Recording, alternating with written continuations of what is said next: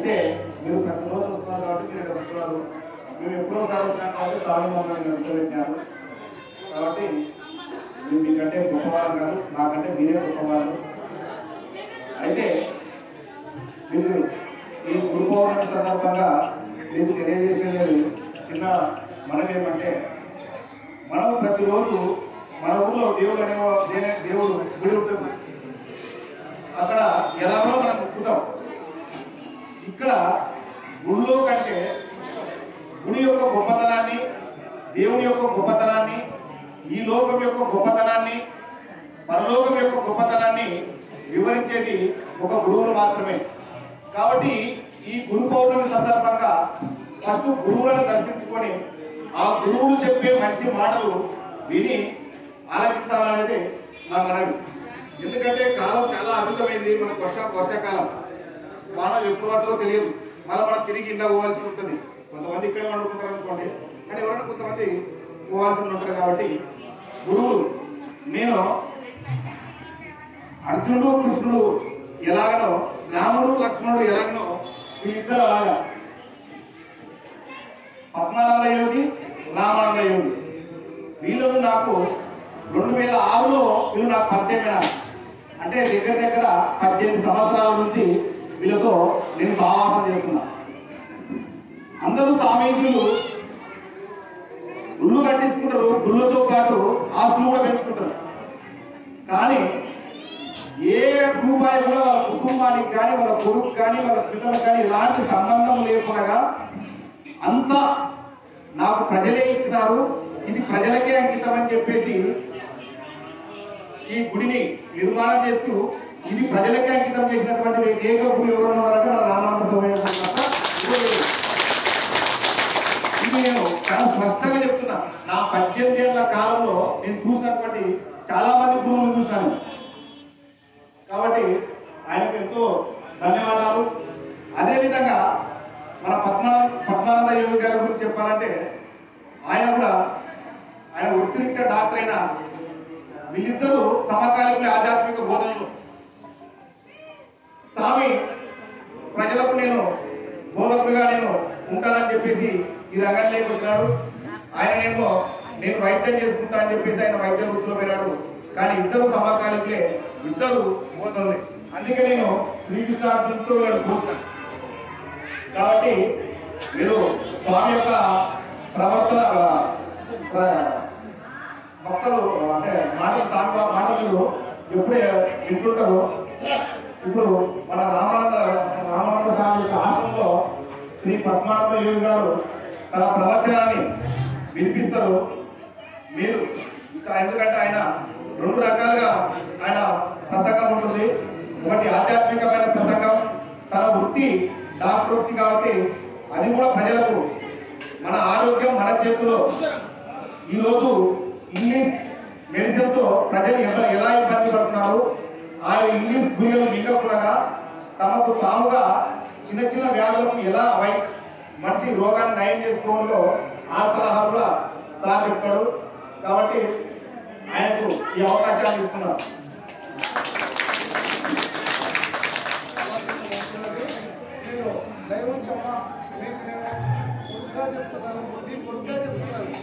దయవుంచి మనసును లగ్నం చేయండి. తర్వాత అక్కడ కార్యక్రమం కూడా నిర్లక్ష్యాలు జరుగుతుంది, డిస్టర్బెన్స్ పాటించండి. కానీ అక్కడి నుంచే నమస్కారం చేసుకోండి, అక్కడ జరుగుతుంటుంది. దాని గురించి మీ కొద్ది మాకు చెప్పాడు కృష్ణార్జున సంవాదాల గురించి మాకు చెప్పాడు రంజిత్ కుమార్ గారు. ఆయన 18 ఏళ్ళు అంటే 18 అధ్యాయాలు, భగవద్గీతలో 18 అధ్యాయాలు. వాళ్ళకు మాకు అక్కడ ఉన్నటువంటి సంధి మా అందరికి ముగ్గురికి అమ్మగారు రాజలక్ష్మి గారు నిజంగా కూడా శబరి ఉన్నట్టు ఆ తల్లి మాకు రాముడికి ఆధ్వర్యంలో శబరి ఉన్నట్టు మా ఇద్దరికి మధ్యలో హనుమంతుడు అంటే ఎవరికి ఎక్కడ ఎప్పుడు ఆపద వచ్చినా దాన్ని దాచుకోవడం అదేవిధంగానే ఇప్పుడు మా ఆశ్రమానికి వెన్నుముక లాంటి వాడు, ఆశ్రమాన్ని అన్ని విధాలు నడిపించేవాడు, కర్త కర్మ క్రియలు ఆచరించేటువంటి మా శ్రీయాత్రియ శిష్యుడు వీరేశ్వర గారు కూడా వేదిక ఆలోచించినట్టుగా తెలియజేస్తున్నాం. వీరే గారు కూడా సాగుతో బ్రహ్మ చేయాల్సిందిగా తెలియజేస్తున్నాం. ఎందుకంటే చాలా సేవకులు నేను ఎన్ని మాట్లాడినా అన్నిటికీ అర్థము తెలుసుకున్నటువంటి ఆయనకు రైతు మన లింగనవాయి కోటేశ్వరెడ్డి పూలమాలతో ఈ రకాల సన్మానం చేయాల్సిందే తెలియజేస్తున్నాం. తొందర కానీ తొందర కానీ ఏదో ఒకటి తీసుకో.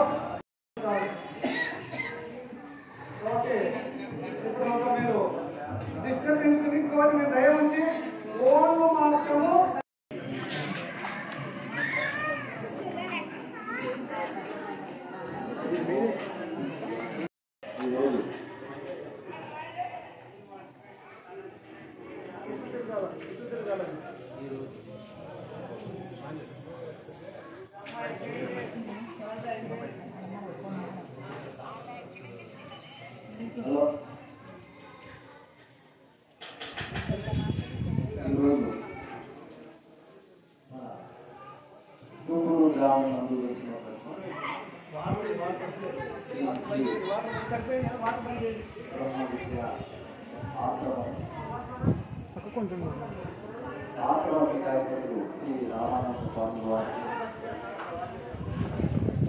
ఆత్మీయ బంధువులకు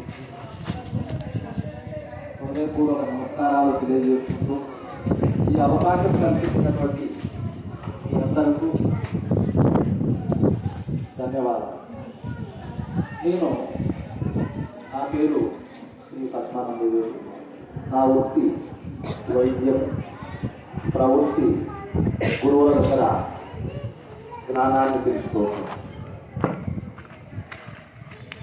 అయితే స్వామి వారిని ఒక మాట అడిగాను, స్వామి మన ఆశ్రమంలో నాకు కొన్ని సంశయాలు ఉన్నాయి, నేను విద్య నేర్చుకోవడానికి మీ దగ్గరకు వస్తున్నాను అని చెప్పాను.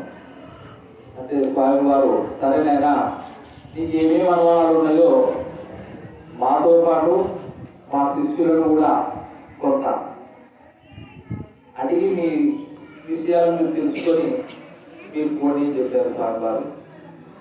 అందునిమిత్తంగా స్వామి వారికి తెలియజేసుకుంటూ ఒక శ్లోకంతో ప్రారంభించటం ఆనవాయి. రాగాది రోగా సహజ సమూలా కేనాసు సర్వే జగతోప్యపాస్తా తమేక వైద్యం శిరసా నమామి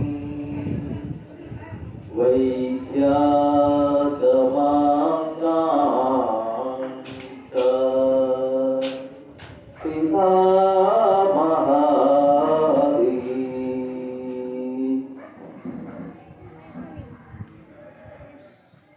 అయ్యా, ఈ శ్లోకము చాలా చెప్పారు, మాకు కొంతమందికి మాత్రమే అర్థమైంది, మిగతాది ఏదో మాకు తెలియదు. ఇది నిజమా కాదా? అర్థమైనటువంటి వాళ్ళు ఎవరైనా ఉంటే చేయొద్దండి, అర్థం కానటువంటి వాళ్ళు ఉంటే చేయొద్దండి.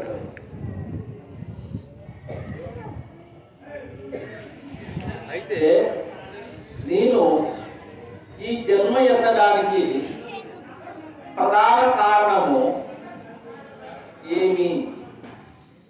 నేను చేసినటువంటి రాగమోహ బంధాల వలన నాకు ఈ జన్మ లభించింది. ఈ బంధాలను తొలగించేటటువంటి ఆది వైద్యుడైనటువంటి గురుకులానికి నేను శిరస్సు వచ్చి నమస్కారం చేస్తున్నాను. నాకు ఈ జన్మ నుంచి జన్మ రాహిత్యాన్ని కలిగించమని ఆ గురువు గారిని మనం వేడుకోవడం. అందుకు ఈరోజు గురు పూర్ణిమ. గురువులు జ్ఞానాన్ని అందించినటువంటి మహాదినం. అందుకు మనము ఆధ్యాత్మికంగా గురు బ్రహ్మ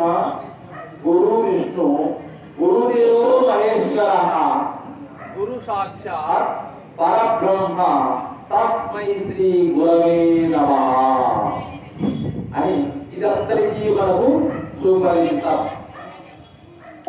అందరికీ తెలిసినటువంటి విషయమే కదా ఇది. చేసేది అందరికీ తెలిసినటువంటి విషయం. ఇది ఊరికెళ్ళాలంటే మరి కదా రైట్. సర్వము గురువే. ఈ గురు సూత్రాన్ని తెలియజేసి జన్మలు సార్థకం చేసుకున్నటువంటి వాళ్ళు మహానీయులు లెక్కలో పెట్టుకునేటటువంటి అంకెల్లోనే ఉన్నారు.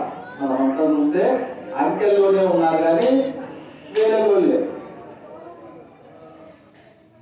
అందుకు ఈ గురువు వ్యాస పౌర్ణిమ రోజు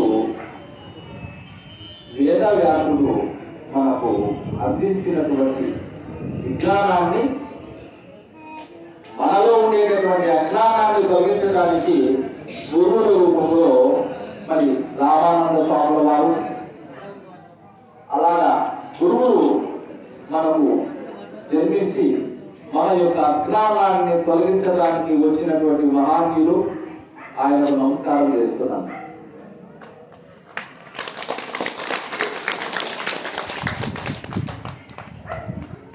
అమ్మా, మనము చప్పట్లు కొట్టాము, దేవిని కొట్టాము. ఎవరైనా చెప్తారా? ఆ విషయాలు అడగడానికి నేను వచ్చిన నన్ను చెప్పుకోక మాట. ఎందుకు కొట్టాల్సిన అవసరం వస్తుంది? శబ్దాలు మనము ఇలా చేస్తాము, గంట కొడతాము. ఇంకోటి శ్రీకృష్ణుని దగ్గర కూడా ఏముంటది? పిల్లలు ఉంటుంది. ఇంకోటి శంకు ఉంటుంది. ఇవన్నీ కూడా శబ్దాలు కలిగించేటటువంటిది. శివుని దగ్గర కూడా తమలకం ఉంటుంది కదా. మరి ఇక్కడ కూడా మనం కొట్టాము. దేనికి కొట్టాము? మనం స్వామివారిని అందుకని అడిగే ఇక్కడికి వచ్చి నాకు కొన్ని సమస్యలు ఉన్నాయి తెలుసుకోవడానికి వచ్చినాను కాబట్టి ఎవరైనా ఉంటే ఒకసారి సమాధానం చేద్దాం. నేను ఇలాంటి మీకు కొడుకు లాంటి వాడిని, నాన్న మీకు కొడుకు లాంటి వాడిని. అందుకు ఎందుకంటే ఇక్కడ కొంత విషయాలు తెలుసుకొని వెళ్తాను.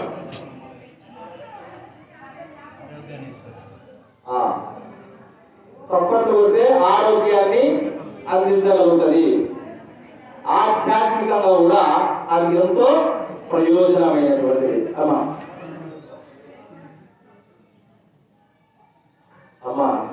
మనము ఎంతో కాలం నుంచి ఇంత వయసు వచ్చింది.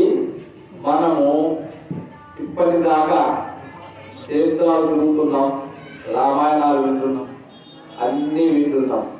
కానీ విన్నంత వరకు మాత్రమే మన మనస్సు పరిశుద్ధమవుతుంది. వినితే అది అపరిశుద్ధము అవుతుంది. మరి ఈ జన్మ గురువులు చెప్పినటువంటి విషయం ఏమిటి? మనం ఏమైనా మారామా అంటే మారినటువంటి వాళ్ళు ఎవరు చేయగలమా? ఎవరైనా సరే ఇన్ని సంవత్సరాలు గురువుల దగ్గరికి సినిమా చూసినాము, ఆధ్యాత్మికమైనటువంటి కార్యక్రమాలను చూసినాము, అన్ని చూసాము. మనలో ఎవరైనా ఒక్క కొద్దిగా మార్పు వచ్చిందే హ్యాపీ, సంతోషం.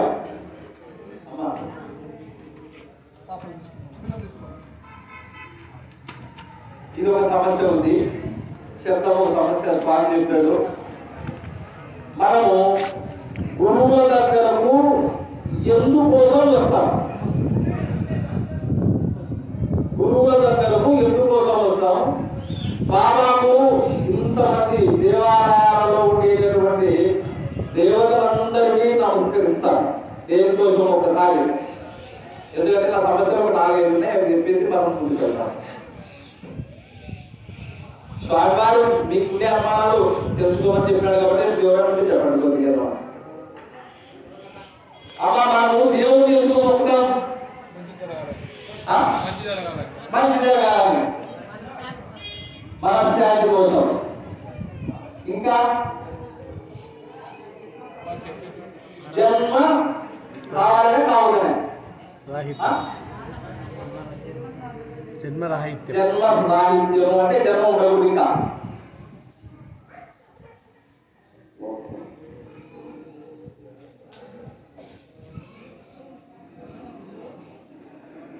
మనము దేవుని దగ్గర కోరేది ఆరోగ్యం బాగుండాలని, మనశ్శాంతి బాగుండాలని, అంతే కదా.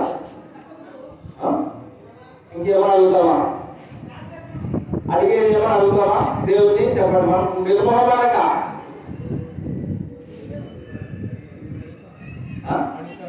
ఏమేమి అడుగుతారు? సంపద కావాలి,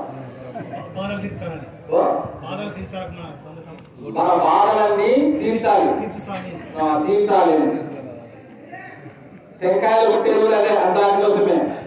టెంకాయలు కొట్టేది కానీ, పూజలు చేసేది కానీ, కోరికలు మనకు తెంచాలి. అయితే మనకు ఒకటే షరతు, స్వామి నేను నీకు మొక్కుతున్నాను, ఈ రోజు నాకు ఉండేటటువంటి కష్టాలను కలిగించి చక్కని సంపదను నాకు కలిగించేటటువంటిది కూడా నువ్వు చేయగలిగితే నీకు ఒక నెత్తి పైన ఒక వెండిని కానీ బంగారాన్ని కానీ నేను తెచ్చిపెట్టాను స్వామి అని ఒప్పుకుంటామా లేదా?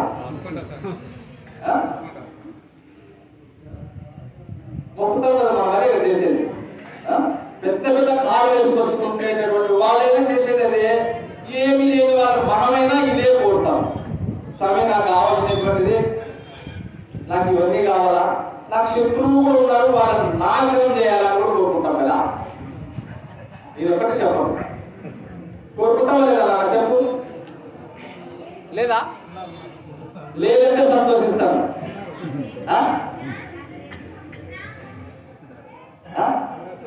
ఖచ్చితంగా మనకు ఉండేటటువంటి మన బుద్ధులే లాంటివి. ఇంకా జన్మతో వచ్చినటువంటి బుద్ధులు మన దగ్గర రాకపోతే లేదు.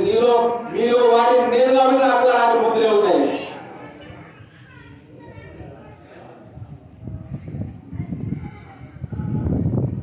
మనం ఇక్కడ అడిగినాము, మనం ఇక్కడ అడిగిపోయి ఆ బయట అడుక్కొని తినేటటువంటి వాళ్ళు కూడా కొంతమంది ఉంటారా ఉండదా?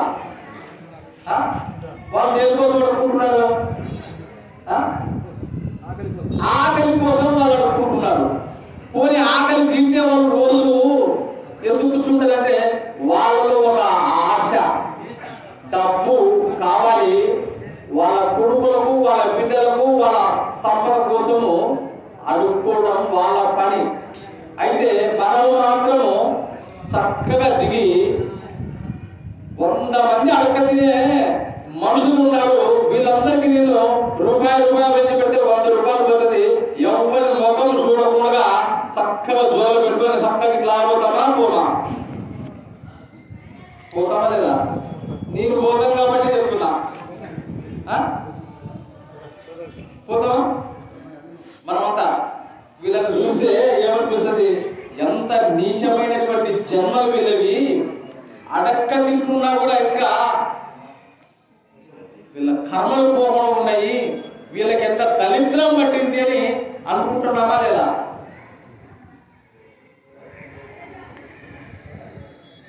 అనుకుని మనం ఏం చేస్తాము? చీదరించుకుంటాం. ఎక్కడన్నా చూస్తే అమ్మ ఈ విధవలు ఎక్కడికైనా దేవుడు మనసంగా సంపూర్తిగా పోయి ఇప్పుడు దాకా దేవుడు మొక్కు వస్తే ఈ పిచ్చగాలు నాకు ఎక్కడ అడ్డం వెళ్తున్నారు అని చీదరించుకొని అడ్డాలు వేసుకొని పంటెక్కి వెళ్ళిపోతామా?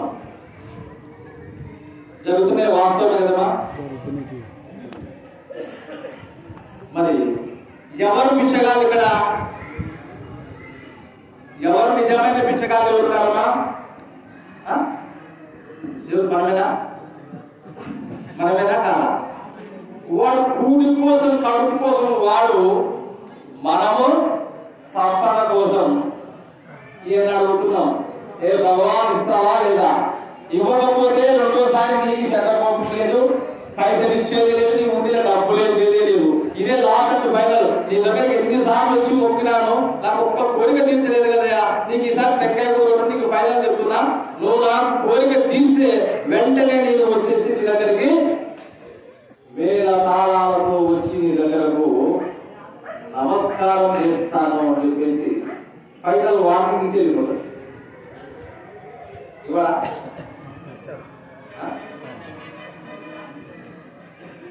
మరి నిజమైన పిచ్చగాళ్ళు వాళ్ళ మనం పిచ్చగాళ్ళు అంటారా లేకపోతే ఏమైనా పేరు పిలవాలంటారు మనల్ని? నిజంగా కాదా? ఇప్పుడు స్వామి దగ్గరకు వచ్చి ఇదే పని చేసేది. స్వామి దగ్గరకు వచ్చి దేవాలయంలో స్వామి, సాకార రూపంలో స్వామి, మనం చేసేది అదే పనిగా వేరే. మళ్ళీ స్వామి ఏమనుకుంటాడు? గుడిలో ఉండి నీకు జన్మనిచ్చింది నేను, డబ్బు ఇచ్చింది నేను, సర్వం ఇచ్చింది నేను, నాకు లంచం ఇవ్వడానికి నువ్వు ఎంత గొప్పవాడురా నువ్వు, నాకే లంచం ఇవ్వడానికి నువ్వు వస్తున్నావే అంటే నీ గురించి నేను ఏం ఆలోచించాలా అంటే మరి పక్కగా లెక్కలు రాయాల్సిన అవసరం ఉంటుందా?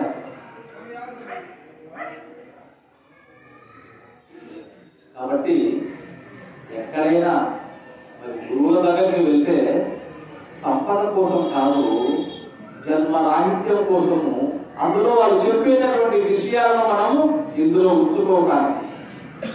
అర్థమైంది కదమ్మా? ఓకేనా? ఇప్పుడు సంపద పడుతున్నారు కొట్టలు.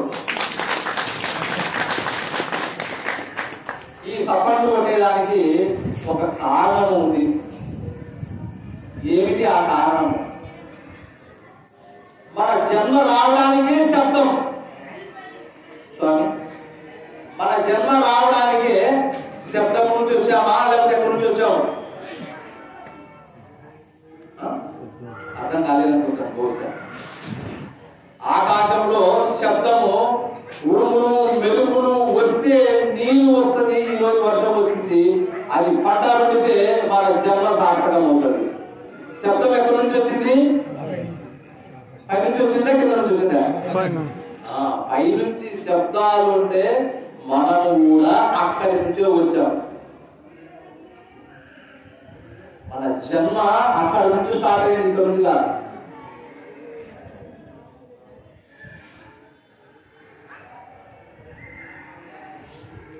ఈ శబ్దాలన్నీ కూడా పంచభూతములలో 5 భూతాలకు శబ్ద ప్రపంచం ఉన్నది.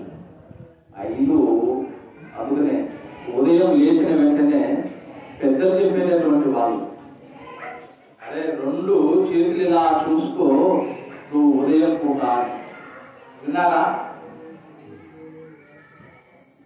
ఎందుకంటే ఇలా 2 చేతులు పెట్టి చూసుకుంటే మన భవిష్యత్ అంతా కూడా అందులో కనపడుతుంది. ఎందుకు చూస్తాం మనం చెప్పండి? ఏళ్ళు బాగున్నాయా లేకపోతే శుభ్రం ఉందా లేదా చూస్తామా లేకపోతే దేనికోసం చూస్తాం?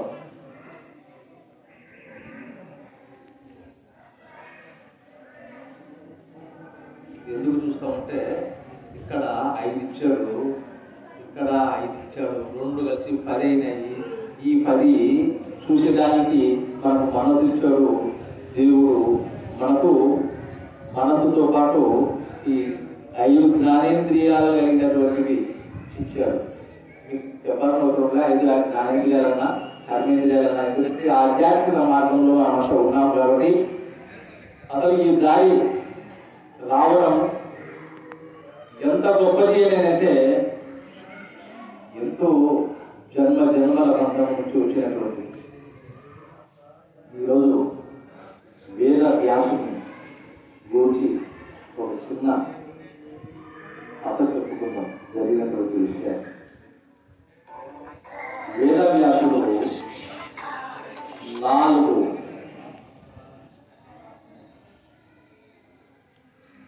వేదాలను మనకు అందించాడు. ఒక్కొక్కరికి ఒక్కొక్క భాగాన్ని అందించి విశాలమైనటువంటి జ్ఞానాన్ని అందించాడు. ఆయన తపోనిష్టలో ఉండి జ్ఞాననిష్టలో ఉండి అతడు యజ్ఞంలో ఉన్నప్పుడు తన కొడుకు అయినటువంటి శుకుడు వచ్చాడు. శుకుడు వచ్చి నాన్న నాకు ఒక చిన్న అనుమానం వచ్చింది, నాకు నువ్వు తీర్చగలవా అని అడిగాడు. నాన్న నీకు ఏమి కోరిక, నీ సమస్య ఎందుకు నాకు చెబితే కదా అన్నాడు. ఏం లేదు నాన్న, నువ్వు నాకు జన్మనిచ్చావు, నేను జన్మించాను, కానీ నీ జ్ఞానము చేత నీ విజ్ఞానము చేత పూర్వజన్మ ఫలితము చేత నేను గాలిని ఆహారంగా పూజిస్తున్నా, నీటిని తాగుతూ ఉన్నా. ఇది నా జీవితం. నేను మీలాగా పనులు చేస్తలేను, మీలాగా కర్మలు నాకు చేయాల్సినటువంటి అవసరము లేదు, అగత్యము లేదు. అయితే నేను నిజంగా మోక్షానికి పోగలనా పోలేనా అని తన తండ్రిని అడిగాడు. తండ్రిని అడిగితే ఆయన ఆలోచించి, నాన్న నీకు నేను సమాధానము చెప్పే మనిషిని నీకు చూపిస్తాను, అతని దగ్గరికి వెళ్ళు అన్నాడు. ఎవరి దగ్గరికి వెళ్ళమన్నాడు?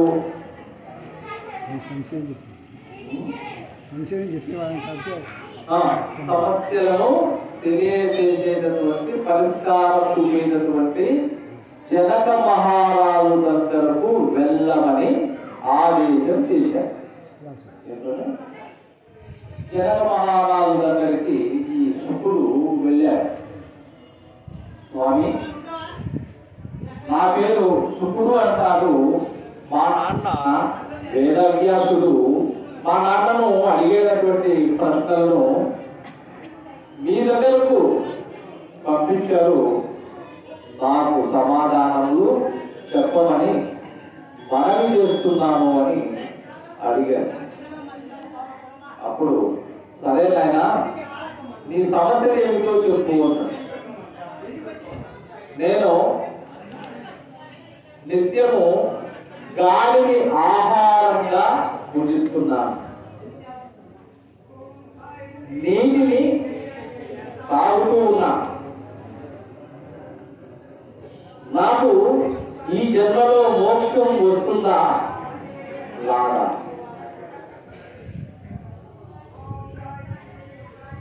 ఏమిటి దీని యొక్క పరిస్థితి అని చెప్పారు. చెప్తే అయినా నీవు అడిగినటువంటి దానికి నేను సమాధానం చెప్తున్నా. నీవు జన్మ ఎత్తావు కాబట్టి, ప్రకృతితో సంబంధం ఉంది కాబట్టి నీకు మరణము తప్పదు. నువ్వు హఠయోగం చేసినా, కర్మయోగం చేసినా, జ్ఞానయోగము చేసినా, ఏ యోగం చేసినా నువ్వు మరణము సత్యము. మరి ఈ హఠయోగంలో ఇది ఒక విద్య, ఆ విద్యకు నీ మోక్షానికి సంబంధమే లేదు. కాబట్టి నీవు చక్కగా వివాహము చేసుకుని సంసారాన్ని కొనసాగించి గృహస్థ ఆశ్రమములో ఉంటూ గురు సేవావన దీక్ష చేస్తే నీకు మోక్షం వస్తుంది తప్ప ఇలాగా ఆకులు, అలుములు, నీళ్లు, అగ్ని ఇవన్నీ తింటే ఏమీ ప్రయోజనం లేదు నాన్న. నీ యొక్క దేహము పంచభూతములతో నిర్మించబడింది. నీలో ఉండేటటువంటి జీవుడు సదా ఈశ్వరుడు. ఆ ఈశ్వర తత్వాన్ని నువ్వు గమనించాలి అంటే, దాన్ని పొందాలి అంటే గురువ్రత దీక్ష చేయాలి. చేస్తే అలా నీకు మోక్షం వస్తుంది తప్ప ఇంకొకటి రాదు.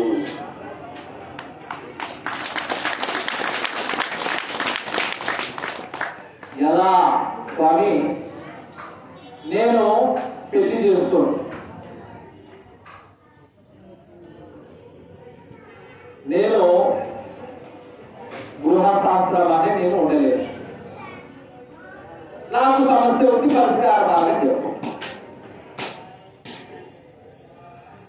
అంటే ధర్మము ఇలా చెప్పబడింది, ఇది ఇలా ఇలా కాకుండా ఉంటే ఏం చేయాలి నువ్వు అంటే వివాహరహితుడవై వివాహము లేనటువంటి వాడవై ఆ వివాహము యందు కోరికలు లేనటువంటి దుర్బలుడవై గృహాశ్రమమునందు గురువ్రత దీక్షను చేయగలిగితే నీకు మోక్షం వస్తుంది అని గురువ్రత దీక్షను తెలియజేస్తాడు. ఆ గురువ్రత దీక్షను స్వామి వారితో సపరేట్గా మీరు ప్రత్యేకంగా ఉన్నప్పుడు ఆ దీక్షా కార్యక్రమాలను మీరు తెలుసుకోండి. ఇవి చేసినటువంటి వారికి మాత్రమే మోక్షం వస్తుంది అని చెప్పి వెళ్ళారు. కాబట్టి మనము గురువు దగ్గర ఏం చేసుకోవాలో అనేటువంటి విషయాన్ని ఇందులో చక్కగా చెప్పాడు. జన్మ రాహిత్యం కోసము ఆయనకు ఇప్పుడు కావలసినటువంటి సంపద జ్ఞానము అన్నీ ఉన్నాయి. ఆకలి లేకుండా ఉండగలడు. మరి ఆయన ఏం కోరుకున్నాడు? కోరుకున్నటువంటిది మోక్షము. గురువుల దగ్గర కోరుకోవలసినటువంటిది ఒకటే, మోక్ష మార్గాన్ని కోరాలి. అందుకనే ఈ దారిలో మనం వచ్చాం. ఏది? సత్సంగ కార్యక్రమం. ఈ సత్సంగ కార్యక్రమము అంటే పరలోకములు హాజరు అయినట్లు, అంటే పరలోకంలో మనం ఉన్నట్లు ఇక్కడ. ఎందుకంటే మనం ఇంటి దగ్గర ఉంటే లోకములో ఉన్నట్లు, అక్కడ సంసారము, బంధాలు, ఈశనత్రయాలు, వాసనత్రయాలు అన్ని ఎన్నెన్నో ఉన్నాయా. ఇక్కడ ఉంచాము గురు సన్నిధిలో మనం ఉంటాం కాబట్టి ఇంటి మీద ధ్యాస లేదు మనకి. అంతగా ఉండదు, ఇప్పుడు ఉండదు కదా, ఉండదు. ఎందుకంటే ఇది సత్యలోకము అంటారు. దీన్ని సత్సంగము ఉండేటటువంటి ఒక లోకం. కాబట్టి ఖచ్చితంగా మనమంతా ఇలాంటి దీక్ష యొక్క ఫలితాలను మనం తెలుసుకొని ముందుకు వెళ్ళాలి అని చెప్పేసి కోరుకుంటున్నాం. అలాగే ఆరోగ్యపరంగా ఇంకొక విషయం, ఈరోజు రోగం లేనటువంటి జనాలు మనం లేవు. రోగాలు లేనటువంటి వాళ్ళు మనం లేవు. సర్వ రోగాల నిలయము మన దేహాలయమే. మన శరీరాన్ని మనమే నాశనం చేసుకుంటున్నాము. మనము నాశనం చేసేటటువంటివి బయట లేవు, బయట శత్రువులే లేరు. మనలో ఉండేటటువంటి వాళ్ళే మనకు శత్రువులు. వాళ్ళు 5 మంది శత్రువులు మన వెంటనే ఉన్నారు. 5 మంది శత్రువులు మన వెంటనే ఉన్నారు. ఎవరు వాళ్ళు అంటే ఆశ అనేటటువంటి ఒక భయంకరమైనటువంటి రాక్షసి మన మెదడులో ఉండిపోయింది.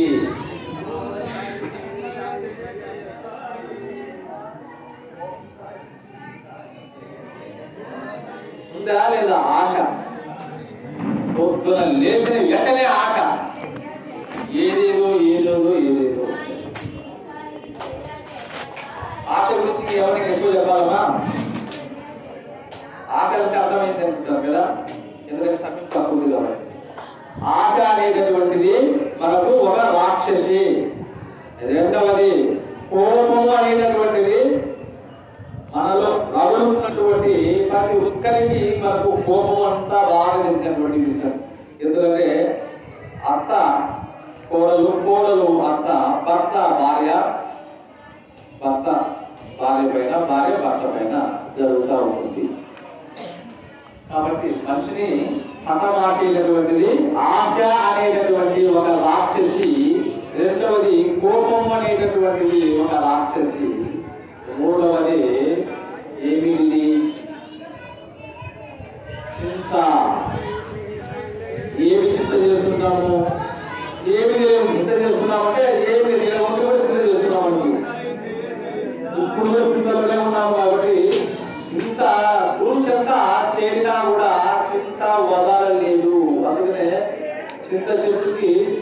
అది అండగా ఆగిపోయిన చింత పురుగులు రావదు అట్లా మన అందరి దగ్గర చింత అనేటటువంటిది ఉన్నది. ఎన్నైనాయి? 3 అయినాయి. 1 ఆశ, 2 కోపం, 3 చింత, 4 దుఃఖం. ఎందుకు గుర్తిస్తామో తెలియదు. ఎందుకు గుర్తిస్తామంటే కోరికలు లేకపోతే సమస్య చెప్పిన తర్వాత కోరికలు తీరకపోతే మనకు తీరటువంటిది దుఃఖమే ఉంటుంది. 5వది జటలాగ్ని. ఇందులో ఉండేటటువంటి జటలాగ్ని 5 సరిపోయినాయి కదా. అలా కొన్ని అవకాశం ఇచ్చినప్పుడు దాని గురించి నేను ఎక్స్ప్లెయిన్ చేస్తాను.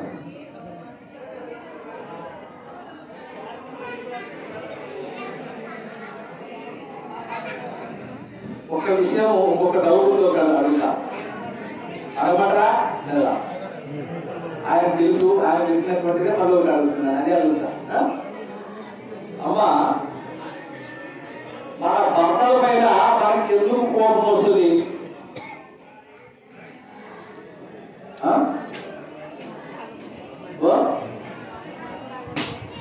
మందు తాగితే, మన మాట ఎక్కకపోతే, సంతానాన్ని సక్రమం చేసుకోకపోతే, అటువంటి వాడు ఉన్నా ఒకటే లేకపోయినా ఒకటే మనం బాధపడతామా?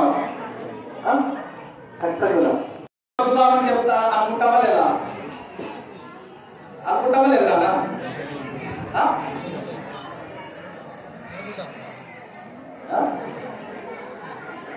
అనుకుంటామా లేదా? అనుకునేటటువంటి వాళ్ళు చెప్పి చెప్తాను.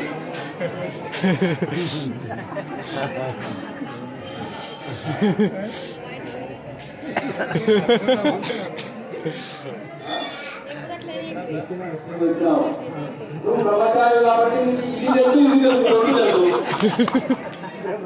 ఇప్పుడు బ్రహ్మచారికి ఈ 2 విషయాలు ఏం తెలుస్తుంది? తెలుస్తుందా? తెలుస్తుందా? మీరు చెప్పండి, మీకు చెప్తేనే నాకు బాగా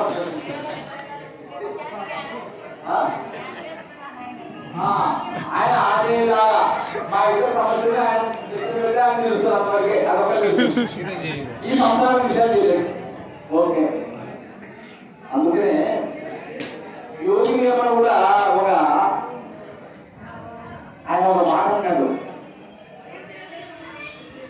ఆలు మగని మాటకు అడ్డంబు వచ్చునే, ఆలు కాదు అది నువ్వు రాదు కాను, అట్టి ఆలిని పిలిచి అడవి నుండుట లేదు, విశ్వరామ వినురవేమా అని చెప్తున్నాడు.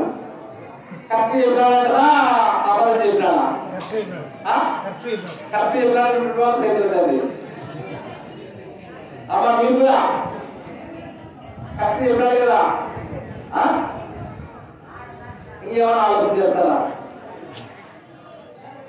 అందరూ అంతే అనుకుంటే ప్రపంచం, అందరూ అట్నే అనుకుంటే ప్రపంచం ఎట్లా? అందరూ వాళ్ళు ఉద్యోగం బస్ అనుకుంటా ఎట్లా ఓర్చుకొని నేర్చుకొని నేర్చుకోవాలి. కానీ అందరినీ వాళ్ళు నిడిచిపెట్టిపోతే అడవిలో పోతే ఈ రాజయోగం ప్రపంచం ఎట్లా వస్తుంది?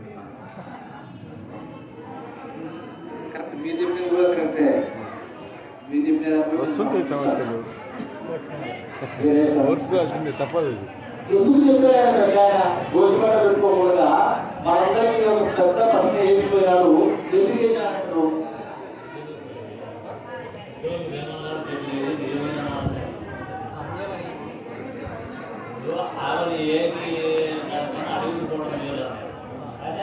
అడిగిపోవడం మేలని కాదు, ఉండి అనుభవించి తాను సాధించాలి.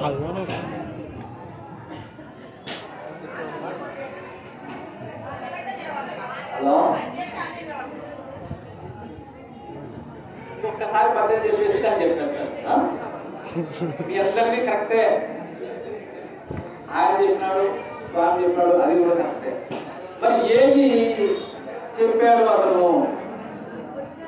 ఆలు మగని మాటకు అడ్డంగు వచ్చునే, ఆలు కాదు అది నుదటి ఆలు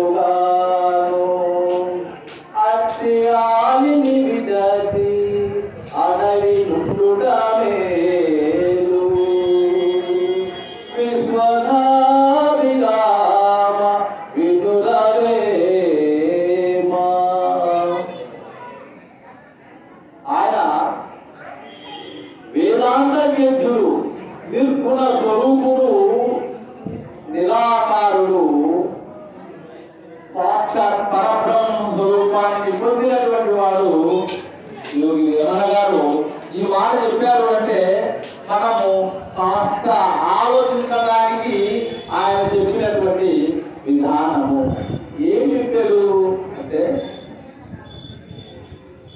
భార్య భర్తకు అడ్డం వచ్చింది అని అంటే మనం ఎంతో ఆవేశపడి కొట్టడము తిట్టడము హింసించడము చేయడం మన మగవారి లక్షణం.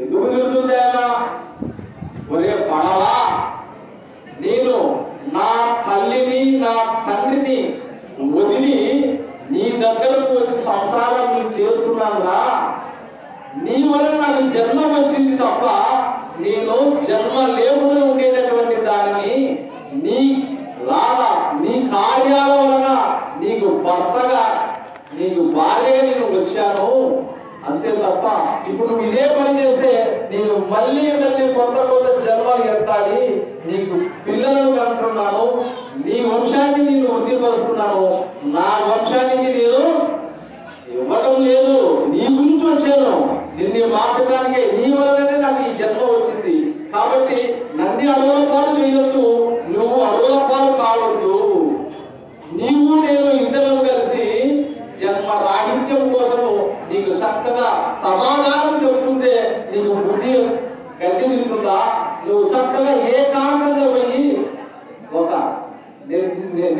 నిర్మానుష్యమైనటువంటి ప్రదేశంలో కూర్చొని నా చింతకు నీ ఆటంకానికి నీ చెప్పేటువంటి దాన్ని చక్కగా బోధపడేటట్లు ఆలోచించు అంతే తప్ప వేమనాడు అడవిలో అంటే అడవి అంటే శూన్యమైనటువంటి స్థితి, శూన్యములో ఉండి నువ్వు ఆలోచించు, అది ఏమిటో నేను అర్థమవుతాను అని చక్కగా ఆ శ్రీమూర్తి చెప్పుకుంటుందండి. అది లెక్క, అది నాకు అర్థం కావట్లా. కాబట్టి అడవి ఉండటం ఏదో అంటే మనము గురువుల కనుక ఉండి ఆ ధ్యానాన్ని మనం ఎలా చేయాలో తెలుసుకోవటము అది ఒక గొప్ప సందేశం. అయితే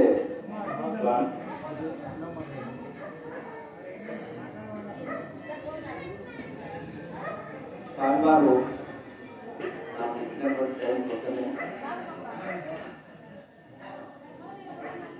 అక్క చెప్తాను, మీరు ఎవరైనా వినగలిగితే చాలా చిన్న కథ, 3 లైన్లు. లక్ష్మీనారాయణ గారు 3 లైన్లు ఉంటుంది.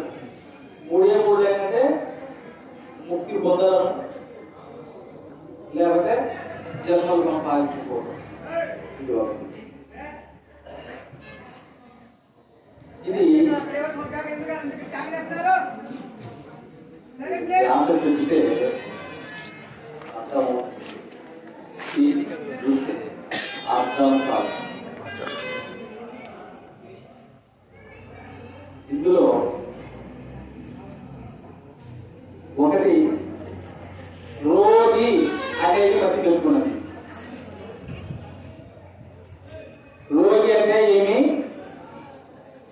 రోగం వచ్చిందంటే మనము మన శరీరము మన బాధ మన మనసు అన్ని వదిలేసి ఏది వద్దురా ఆయన అనేటటువంటి జ్వరం వచ్చిందనుకో ఒళ్ళతో నొప్పులు, కాళ్ళ నొప్పులు, కీళ్ళ నొప్పులు, మందులు పీల్చి తప్ప పోదు.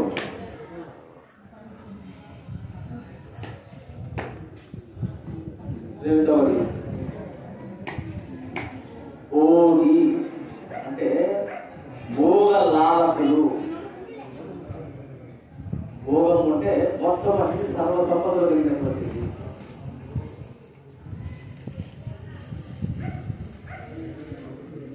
స్వార్థము,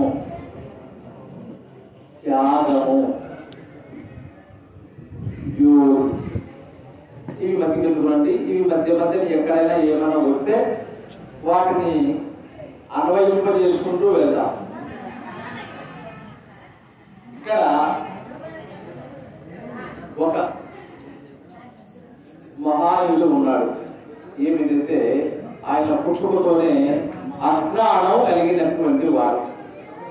ఏమి అజ్ఞానం అంటే జన్మ ఎత్తాము, ఆకలి ఉంది, దీనికోసం మనము సంపాదన కావాలి అంతే కదా. ప్రతి ఒక్కరికి జన్మించాము, ఆకలి ఉంది, సంపాదించాలి.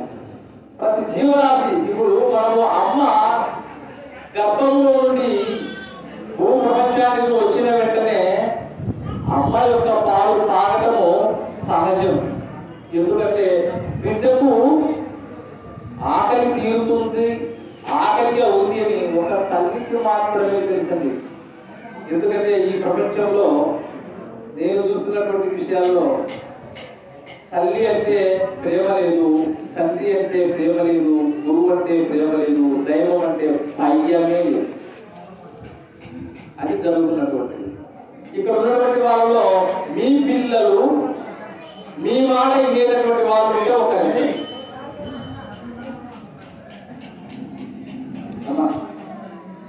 మీ మాట తప్పకుండా వినేటటువంటి వాళ్ళు, పుట్టేటటువంటి వాళ్ళు ఉన్నారా?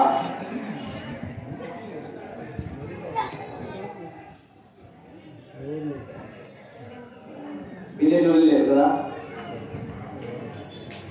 దీనికి కారణం ఏమేంటది?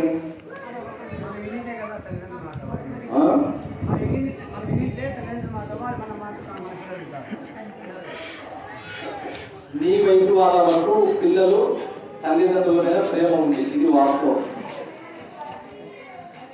ఈ ఏజ్ వాళ్ళందరికీ మీ పిల్లలకి గౌరవం ఉంది, ప్రేమ ఉంది, ఇది నేను ఖచ్చితంగా చెప్తున్నా. ఇప్పుడు ఈమె కానీ మీ పిల్లలు అయితే మాట్లాడుతున్నారంటే విన్నాము కరెక్టే కదమ్మా. మీ పిల్లలు మాట్లాడుతున్నారా? మీ చిన్న పిల్లలు అంటున్నారు కదా, వినరు.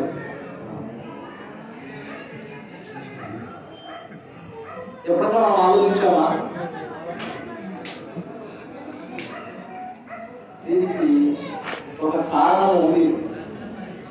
అది ఇంతకుముందు అప్పుడు చెప్పాను, చెప్తాను. దీనికి ఒక పెద్ద కారణం ఉంది. రేపు మీ పిల్లలకు మీ భవిష్యత్తును కాపాడుకోవడానికి ఒక అద్భుతమైనటువంటి విషయాలను తెలుసుకుంటే రేపు రాబోయే జనరేషన్ ప్రభుత్వం లేకపోతే సాగు నాశనం అవుతుంది. ఇప్పటికే 75% పోయింది. తల్లి అంటే ప్రేమ లేదు, తండ్రి అంటే ప్రేమ లేదు, గురువు అంటే ప్రేమ లేదు, దైవం అంటే ప్రేమ లేదు. ఇప్పుడు ఈ కథలో కొద్దిగా కొత్త ఒక అజ్ఞాని తాను జన్మించాడు. జన్మించిన తర్వాత తన పెళ్లి చేశాడు. పెళ్లి చేసిన తర్వాత అతనికి అప్పుడు గుర్తొచ్చింది, నా భార్యకు నేను అన్నం తెచ్చి పెట్టాలి. ఆయనకి ఏ విద్య రాదు. అయితే అతను బ్రతకాలి, తన భార్య బ్రతకాలి. ఇలా బ్రతకడానికి కోసము ఒక వృత్తి నేర్చుకున్నాడు. ఏమి వృత్తి అంటే ఇలా అడవిలోకి వెళ్ళి చక్కగా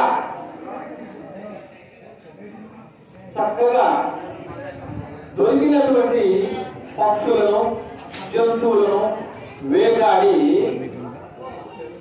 తీసుకొని వచ్చి తాను భుజించి మిగిలినటువంటి పక్షులను, జంతువులను ఇతరులకు అమ్మి తాను పొట్ట పోసుకుంటూ ఉండేటటువంటి వాడు. ఇది కరెక్టే కదా. అతనిలో న్యాయం ఉన్నది. అతను జీవించడానికి కావలసినటువంటి మార్గం, ఆ మార్గంలో తాను ప్రయాణం చేస్తూ ఉన్నాడు. ఒకరోజు వేటకు వెళ్తూ ఉంటే ఒక పాండిత్యం కలిగినటువంటి మహానుభావుడు అడవిలో కలిసి ఏమన్నాడంటే, అయ్యా నువ్వు రోజు వస్తున్నావు, రోజు కొన్ని జంతువులు తీసుకొని పోతున్నావు, ఇంత నీకు పాపం రాదా? ఇలా చేస్తున్నావు ఎందుకు? ఇది మంచిది కాదు, ఇది పద్ధతి కాదు కదా అంటే, అప్పుడు అతడు అంటాడు, స్వామి నాకు తెలిసినటువంటి విద్య ఇది తప్ప ఏమి లేదు, ఇంతకు మించి నాకు ఉపాయం లేదు. అందుకేగా మీ అజ్ఞానాన్ని వదలాలి అంటే పండితుల దగ్గరికి వెళ్ళాలి, గురువుల దగ్గరికి వెళ్ళాలి. అలా అయితేనే మార్పు వస్తుంది, లేకపోతే లేదు అని చెప్తారు. అందుకు ఆయన ఒక మాట అంటారు, జన్మనా జాయతే శూద్రః కర్మణా జాయతే ద్విజః వేదపాఠేన విప్రుః బ్రహ్మజ్ఞానేన బ్రాహ్మణః.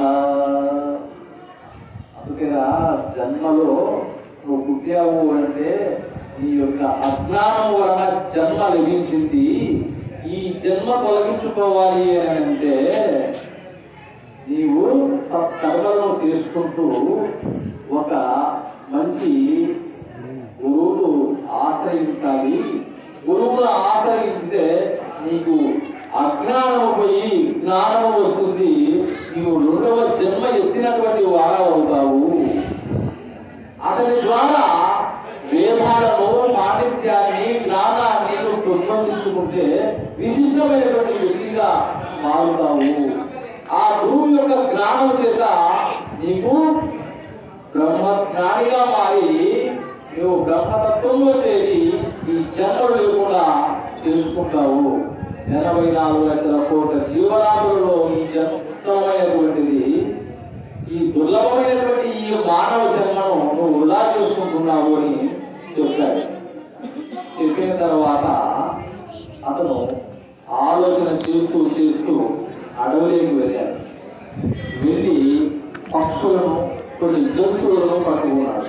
పట్టుకుంటే ఈ రోజులాగా విపరీతమైనటువంటి వర్షము దాపురించి, ఎలా అంటే ఉరుములు వెలుగులతో కూడుకున్నటువంటి ఈ భయంకరమైనటువంటి ఈ ప్రళయాగ్నిలాగా, పడవాగ్నిలాగా ఉండేటటువంటి తుఫాను మొదలయ్యి అతనికి కన్ను ముందు కనపడకుండా ఆ వల వేసుకొని ఆ వలలో పడినటువంటి జంతువులు తీసుకొని దగ్గరలో ఉండేటటువంటి మర్రి చెట్టు దగ్గరకు వచ్చాడు. మర్రి చెట్టు దగ్గరకు వచ్చి విలవిలనాడుతూ ఏమన్నాడంటే, నాకు ప్రాణం పోయేటటువంటి స్థితి ఉన్నది. ఉదయం నుంచి నాకు ఆహారం లేదు, చలి వేస్తా ఉంది. నన్ను కాపాడేటటువంటి వాళ్ళు ఎవరైనా ఉన్నారా? ఓ పంచభూతములారా, నా సమస్యకు పరిష్కార మార్గం చూపించేటటువంటి ఓ భూతములారా, నాకు మిమ్మల్ని వేడుకుంటున్నాను, శరణాగతులు అవుతున్నాను, నేను ఉక్కులు మిక్కిలు అవుతున్నాను, నన్ను కాపాడండి అని చెప్పేసి ఆ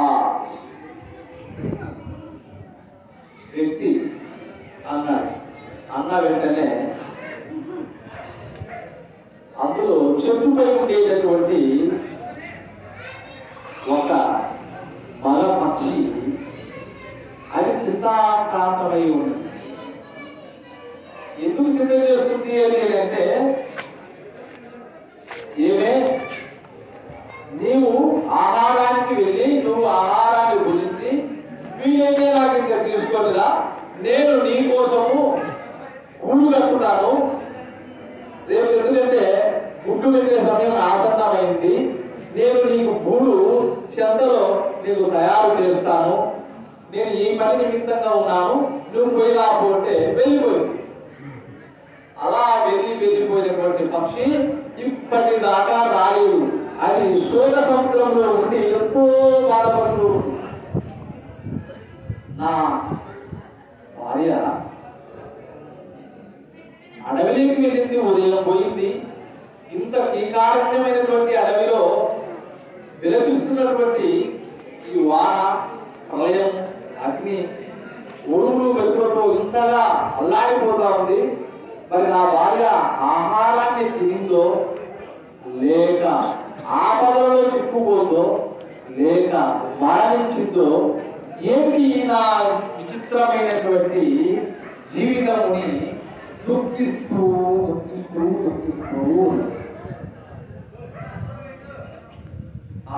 విలవిలలాడేటటువంటి రోదన అంతా ఇంతాక ఆ రోదన ఎవరికి వినపడింది అని అంటే భార్యామణికి వినపడింది.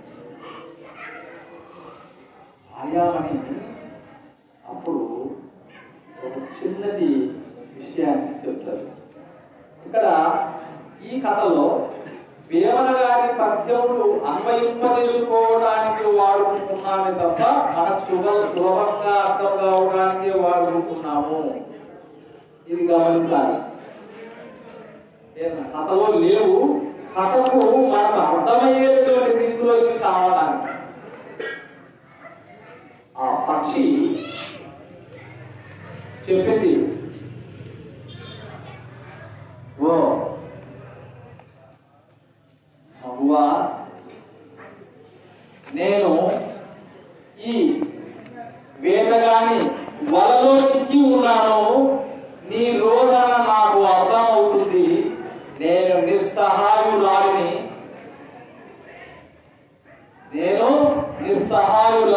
నేను బందీలో ఉన్నా. నీకు నేను ఏమీ అడగలేదు. అయితే ఒక్క విషయం నేను చెప్పాలనుకుంటున్నాను అని చెప్తాను. ఏమని చెప్తుందంటే, ఓ మగువా, నన్ను బంధించినటువంటి ఈ అమాయకుడు శరణార్థుడై నిన్ను పంచభూతాలను అడుగుతూ ఉన్నాడు.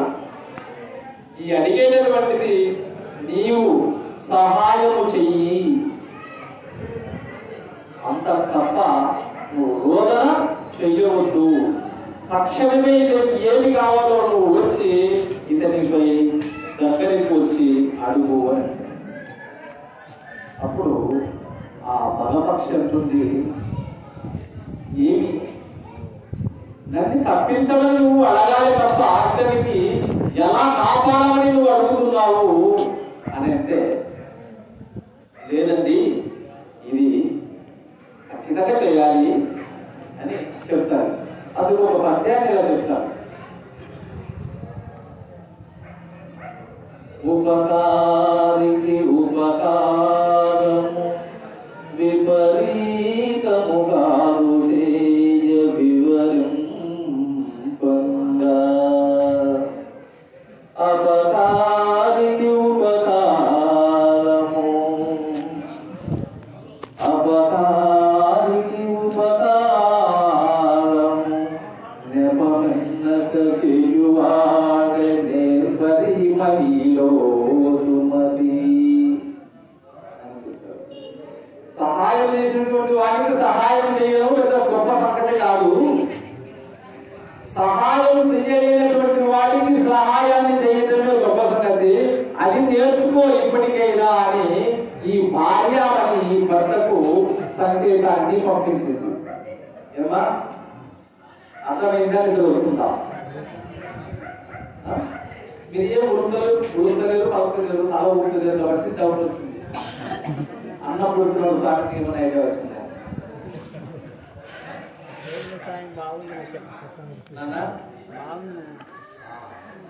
అది భార్య అలా చెప్తే ఎంతో ఉత్సాహంతో, ఎంతో ధైర్యంగా, ఎంతో వీరత్వంగా ముందుకు వచ్చి, ఓ మనిషి, నేను ఏం చెయ్యాలి ఇప్పుడు అని అడిగారు. నీకు ఏ విధంగా నేను తోడ్పడగలను అని అడిగాడు. అంటే నాకు కావాల్సింది ఇప్పుడు గజ వణుకుతున్నా, నాకు చలి పెడతా ఉంది, నాకు చక్కగా వేడి మంట అయితేనే నాకు సరిపోతుంది, లేకపోతే నేను తప్పలేదు, నా పరిస్థితి ప్రాణాపాయ పరిస్థితిలో ఉంది, మిత్రమా నువ్వు చెయ్యి అంటాడు. నీకు మంట కావాలి కదా అని అడుగుతాడు. అవును నాకు మంట కావాలి అంటే అప్పుడు వెంటనే ఒళ్ళున పైకి వెళ్ళి అక్కడక్కడ ఎండినటువంటి పుల్లలను తీసుకుని వచ్చి అందులో పడవేస్తూ ఆ చిత్రాన్ని ఈ మహానుభావుడు చూస్తూ ఉన్నాడు. చూసి ఏమిటి నన్ను వచ్చి ఈ పిచ్చుగా నాకు సహాయం చేస్తుంది అని అంటే ఏమో చూడాలి కదా అని అలా చూస్తూ ఉండగా కొన్ని వందల పుల్లలు తీసుకొచ్చి వేసి చక్కగా ఒక చిన్నగా పల్లెటూరుకు వెళ్ళి అక్కడ నోటితో అగ్ని తీసుకొని ఆ మంట పెట్టింది. నా మిత్రమా, నీకు చలిమంట వేశాను, కాపుకో, నీ ఆపదను కాపాడుకో అని చెప్పింది. అలా చలిమంట కాపుకుంటూ ఉంటే అతనికి చలి అంతా తగ్గిపోయి వెచ్చరైపోయిన తర్వాత, ఓ మిత్రమా, నాకు ఆకలి వేస్తా ఉంది, ఏమైనా ఆహారం తెచ్చిపెట్టగలవా? మిత్రమా, మేము చిన్న పురుగులను చిన్న గింజలను తిని మేము జీవితం గడుపుతూ ఉండేటటువంటి వాళ్ళము. మేము తెచ్చిచ్చేటటువంటి పరిస్థితి నేను ఏమీ చేయలేను. ఒకవేళ నేను నీకు ఆహారంగా అవుతాను, నీ ఆకలి తీరుతుందా? అప్పుడు నిర్గాంతపోయాడు. నిర్గాంతపోతే అప్పుడు ఆ పక్షి చెప్పినటువంటి మాటలకు ఈ వ్యక్తులు మార్పు వస్తుందని వాడికి ఆ మగపక్షి ఇలా చెబుతుంది. ఏమని చెప్తుందంటే, సకలము ఆకలి కొరకై, సకలము ఆకలి కొరకై నిగిలాపుడు పెట్టే మరుగున నీకూడముల్ సకలము తానై తాదంకును అకట ఆవస్తును ఏమందులు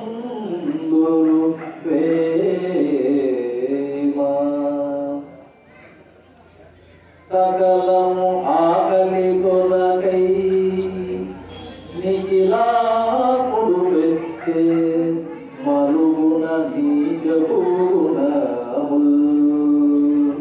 సకలము తానై సంపును అకట వస్తువును ఏమందులు ఏమేమంతా సకలము ఆకలి కొరకే ఈ ఆరాటము పోరాటము నిత్యం మనం చేస్తూనే ఉన్నాం. ఉదయం లేచినప్పటి నుంచి ఆకలి కొరకేనా మనం పనిచేస్తున్నది, వేరేదానికి పోతామా?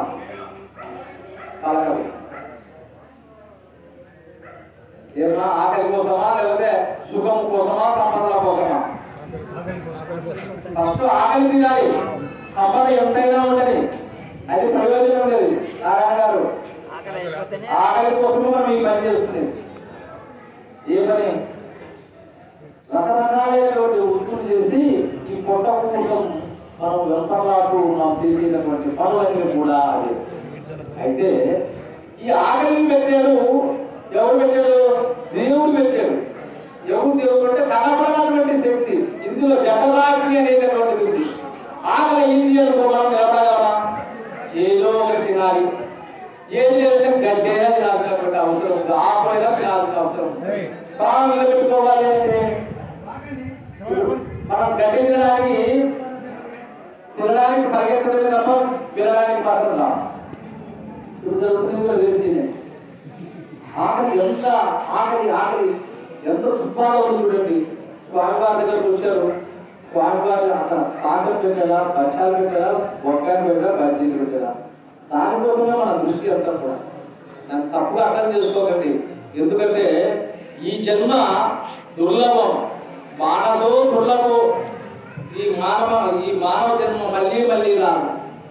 ఈ దుర్లభమైనటువంటి మానవ జన్మ మళ్ళీ రావడానికి ఎన్ని అవస్థలు పడితే కూడా రాదు. ఇదే లాస్ట్ జన్మ. మళ్ళీ మళ్ళీ మనం చేసినటువంటి దానికి నీచమైనటువంటి జన్మలు వస్తాయి. అది ఒకరు గుర్తు పెట్టుకుంటే చాలు. దాన్ని గుర్తున్నా సంతోషం. ఇప్పుడు మనం ఎంత ఎప్పటిగా కొడుతున్నాము. కాస్త మెదడులోకి ఈ జ్ఞానం అనేటటువంటి మనకు లభించితే సంతోషం. అలాగా సకలము ఆకలి కొరకై జీవులంతా కూడా ప్రపంచంలో ఉన్నాము. అయినప్పటికీ దేవుడు మళ్ళీ నీచమైనటువంటి గుణాలు మనకు ఇచ్చాడు. ఏమైనా గుణాలు ఇచ్చాడు? అసూయ, ద్వేషము, పగ, కోపము ఇవన్నీ కూడా పెట్టాడు. ఈరోజు మనం జరుగుతున్నటువంటి విశేషాలు ఏమిటంటే అత్తలు, మామలు ఇవన్నీ కూడా జరుగుతున్నటువంటి. నాకు మా కోడలు అన్నం పెట్టలేదు, ఒక ఏమంటే తండ్రి నాకు కొడుకులు పెట్టడం లేదని కొంతమంది ఇలాంటివన్నీ మనం రోజు చూస్తూనే ఉన్నాం. వీటి యొక్క పెద్ద కారణాలు ఉన్నాయి. మనమే మన దేశాలు చేసుకున్నటువంటి తప్ప ఎవ్వరు ఏమి కాదు. ఇక్కడ సకలము ఆకలి కోసము ఆ దేవుడు పెట్టాడు. మళ్ళీ దాంతో పాటు నీచమైనటువంటి గుణాలు. ప్రాణం పోయేటప్పుడు కూడా ఆస్తులు ఉన్నాయి, అంతస్తులు ఉన్నాయి, బంగారం ఆడ ఉంది, ఈడ ఉంది, మనం జమగాల్చుకున్నా మళ్ళీ కుక్కల జన్మలకు కాల్సినటువంటి అవసరం ఖచ్చితంగా ఉంది. మన దగ్గర కుక్కలుగా ఉన్నాయి అంటే అవి గత జన్మలో చేసినటువంటి పాపకృత్యాలే. పూర్వజన్మ కృతం పాపం వ్యాధి రూపేణ పీడితే అని చెప్పేసి వేరే శాస్త్రాలను ఘోషిస్తూనే ఉన్నాయి. మనకు అర్థం కాదు. మరి ఆకలి కోసము ఇలా వ్యవహారాడుతున్నాడు. అయినప్పటికీ నేను త్యాగంగా నేను కనుక ఆహారంగా నేను ఇవ్వబోతున్నాను అని చెప్పేసి వెంటనే అందులో ఆ పక్షి పడబోతుంది. నేను వెళ్తున్నాను, ఇందులో పడిపోతాను, నా మాంసాన్ని తిని నీ ఆకలిని తీర్చుకో మహానుగా అని అంటుంది. అన్న వెంటనే చెప్పిన వెంటనే పోయి పడిపోతాడు. పడిపోయిన వెంటనే ఇతడు తినడం లేదు, అతనిలో జలవిలుపు వచ్చింది. ఏమిటి నా కోసం ఇంత త్యాగం చేయాల్సినటువంటి ఆవశ్యకత ఏమిటి? కాబట్టి నాకు నిజమైనటువంటి గురువు ఎవరయ్యా అంటే ఈ పక్షి మహారాజే నాకు జ్ఞానోదయం జరిగిందని చెప్పి విరకులాడి ఏడుస్తూ ఉండేటటువంటి వలలో ఉండేటటువంటి పక్షులను, జంతువులను ఇవన్నీ నేను చంపిత అజ్ఞానాన్ని మూటగట్టుకున్నాను, ఇంత పాపాన్ని నేను మూటగట్టుకున్నాను, ఇక నుంచి నాకు అవసరం లేదు అని చెప్పి వదిలేశాడు. వదిలేస్తే అన్ని పరాలైపోయినాయి, ఎక్కడెక్కడ వెళ్ళిపోయినాయి. ఆ ఆడపక్షి నిలబడి, ఓ మిత్రమా, నీకు చేతులెత్తి నమస్కారం చేస్తున్నాను. నీవు జన్మ కారకుడవు, నువ్వు సాక్షాత్తు పరబ్రహ్మ స్వరూపుడవు. మా జన్మలు తప్పడానికి వచ్చినటువంటి మహోన్నతమైనటువంటి వాడవు నువ్వు. కాబట్టి నీకు వందనాలు చేస్తూ నీకు ఒక చక్కటి విషయాన్ని చెప్పాలనుకుంటున్నాను చెప్తాను.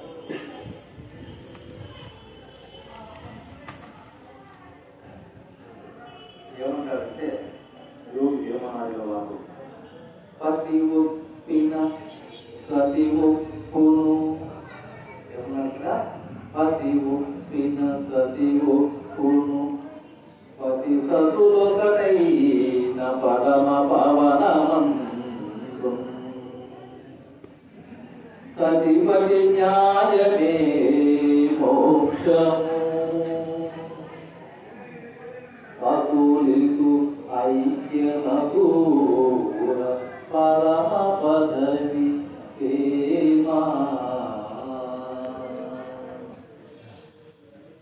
సంతోషంగా చెప్పింది అంటే, ఓ మిత్రమా, మా జన్మ బంధాలను తొలగించేటటువంటి కారకుడు అయ్యావు, నీకు నమస్కరిస్తున్నాను అని చెప్పి ఈ పక్షి అగ్నిలో ఆహుతి అయిపోతుంది. ఎక్కడైతేనా అగ్నిలో పోయి కాలిపోయి బూడిదైపోయింది. ఈ సందర్భాన్ని, ఈ విషయాలను చక్కగా గమనిస్తూ ఉన్నాడు. అతనికి ఎక్కడ పోయిందో తెలియదు. సరి గిరి ఆఖరి మొత్తం వెళ్ళి ఇంకా నా జన్మ ఎంత వృధా అని ఏడుస్తూ ఉంటే వారి పక్షులను మాత్రం చూస్తూ ఉన్నాడు. చూసి నిర్గాంతం పోయి అలా చూస్తూ ఉండగా దేవరూపంలో నుంచి బంగారు పుష్పక విమానము ఆ పక్షుల దగ్గరకు వచ్చి చేరింది. దేనికి వచ్చింది అంటే దేవదూతలు వచ్చి వారి ఇద్దరిని భార్యాభర్తలను అందులో కూర్చోబెట్టుకొని పరమ పదవి లోకానికి తీసుకొని వెళ్తా ఉంది. వెళ్ళేటప్పుడు చెప్తుంది, నాన్న నువ్వు చేసినటువంటి సహాయం చాలా గొప్పది. అతడు చూస్తూ ఆ వైకుంఠ లోకానికి వెళ్ళాడు. అప్పటి నుంచి తనలో వైరాగ్యాన్ని పెంపొందింపజేసుకొని ఎంతో మహోన్నతుడుగా కాబడినటువంటి వాడు. అజ్ఞానమే సూతత్వము, అజ్ఞానమే సూతత్వము, సుజ్ఞానమే బ్రహ్మమండ్రు, శృతులను వినోడా, అజ్ఞానముడిగిన వారి సుజ్ఞానపు బ్రహ్మమాయే చూడరేమా.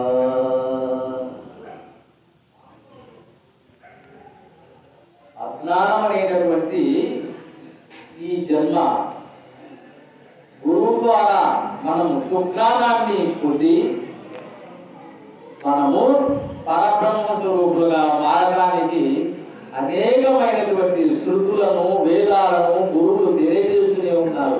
మనకు ఒకటి ఎక్కిందో లేదో నాకు కూడా తెలియదు. అందుకనే చివరిగా అతడు ఏమంటాడంటే, అరే నీలో ఉండేటటువంటి అజ్ఞానాన్ని తొలగించుకొని జ్ఞానాన్ని పొందగలగాలి. జ్ఞానాన్ని పొందిన తర్వాత సుజ్ఞానంగా మారాలి. ఈ సుజ్ఞానంగా మారిన తర్వాత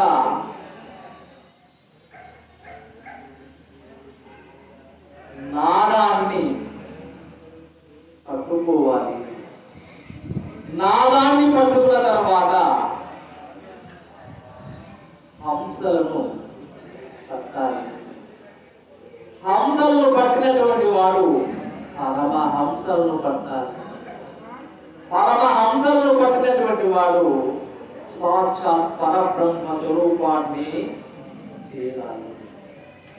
ఇది ఆ కథ యొక్క సారాంశం. ఇది ఎవరు చెప్పారంటే ధర్మరాజుకు భీష్ముడు అంతిమ దశలో చెప్పినటువంటి సుజ్ఞానము కథ. ఎవరు చెప్పినటువంటి కాదు, భీష్మాచార్యుల వారు ధర్మరాజు చెప్పినటువంటి ఒక మోక్షం పొందేటటువంటి కథను మనకు అందించారు. ఒకటి మరి మన దగ్గర ఇన్ని సంవత్సరాలు ఎక్కడ తిరిగామో తెలియదు, ఏ దేవాలయం తిరిగామో తెలియదు, ఎక్కడెక్కడ తిరిగామో తెలియదు. మనం ఏమైనా మారినామంటే మారినామా లేదా అనేది మన ఆత్మ ఖచ్చితంగా తెలియవలసిందే ఉంటుంది. మనము చేసేటటువంటి నాటకమా ఊటకమా, మనము మనమే మోసం చేసుకుంటున్నామా లేక ఇతరులను మోసం చేసుకుంటున్నామా? వస్తున్నాము, మేము దేవాలయానికి వెళ్తున్నాము, బొట్టు పెడుతున్నాము, ఆశ్రమాలకు వెళ్తున్నాం, బట్టలు వేస్తున్నాం, ఇంకా రకరకాలైనటువంటి వృత్తులను పెట్టుకుంటున్నాం. మనము బాహ్య ప్రపంచాలకు సృష్టించాల్సినటువంటి అవసరమా లేక మన అంతరంగంలో మారాల్సినటువంటిది అవసరమా? ఎన్ని నిద్రలు ఎన్ని జాగారాలు చేసినా ప్రయోజనం లేదు. జ్ఞానము పొందినప్పుడు మాత్రమే మనం బాధపడము.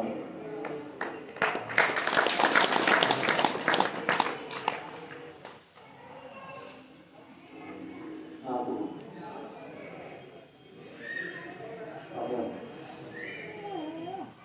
ఎంతో రాయినారు. శాంతి మంత్రంతో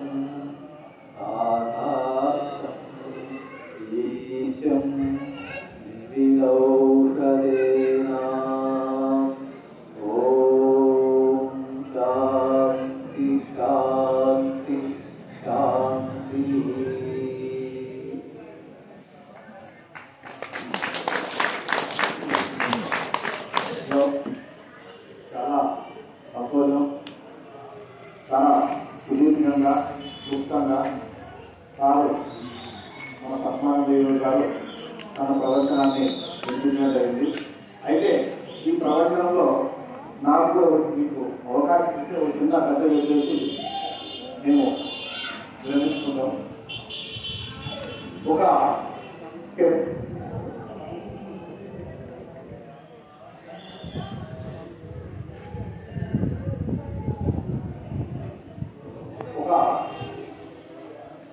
ఈ ప్రపంచంలో ఒక పెద్ద కోటీశ్వరుడు అనే వ్యక్తి ఉన్నాడు. ఆ కోటీశ్వరుడికి చాలా ఆవుల మంద ఉంది. అయితే ఆవుల మందను మేపుకొని వచ్చి దానికి క్రమశిక్షణ పెట్టడానికి అతనికి కొంతమంది పనివాళ్ళు అవసరపడింది. అయితే అతను ఆ పనివాళ్ళ కోసము వెతుకుతూ దీంట్లో నైపుణ్యత కలిగినటువంటి వ్యక్తులు ఎవరున్నారా అని చూసి వాళ్ళని సెలక్షన్ చేసుకొని ఆవుల మందకు కాపరిగా పెట్టుకోవడం జరిగింది. అయితే ఆయన ఏమన్నాడంటే, యజమాని అయ్యా నీకు అగో ఇన్ని ఆవులు నీకు ఇచ్చినాను, ఈ ఆవులను వచ్చే ఉగాది నాడికి దీన్ని సరైన రూపంలో పెట్టి ఓ క్రమశిక్షణ నేర్పించి ఈ ఆవులను నాకు తిరిగి అప్పచెప్పాలా అని చెప్పేసి విన్నాను. సరే అని చెప్పేసి అతను ఆ ఆవులను తీసుకొని మేపుతున్నాడు. మేపే క్రమంలో కాలం సంవత్సర కాలం అయిపోయి ఉగాది పండుగ వచ్చింది. ప్రతిరోజు ఉగాది కంటే ముందర ఈ ఆవులకు యజమాని ఎవరు? పశువుల కాపరి. ఆ పశువులకు ఓనర్ ఎవరు? యజమాని. ఈయన అడవికి దొరికిపోయేది, పచ్చిగా బయలు ఎక్కడెక్కడ ఉంటే అక్కడ మేక మేపించుకొని వచ్చేసి కడుపు నిండా పెట్టేవాడు. దానికి ప్రతిరోజు మంచి చెడులు కూడా నేర్పించేవాడు. అయితే సంవత్సరం తర్వాత ఓనర్ వచ్చి ఏం చేసినాడంటే, చూద్దాం కనుకో నా ఆవులు ఎంతవరకు ఆకలితో ఉన్నాయా, లేకపోతే కడుపు నిండా ఉన్నాయా, లేవా, లేకపోతే నా శిష్యుడు నేను ఫోన్ చేసిన ప్రతిసారి ఈ నా ఆవులు ఎలా ఉన్నాయంటే బాగున్నాయి, అందరూ బాగున్నాయి అని చెప్పి చెప్తున్నాడు అని దాని అక్కడ పెట్టి ఆవుల కాడికి వచ్చిందామని ఆవులకు కోడికి ఆవుల దగ్గరకు వచ్చి నిలబడితే అక్కడ ఉన్నటువంటి పశువుల కాపులు ఏమన్నాడంటే, అయ్యా నేను ఇంతకాలము మీరు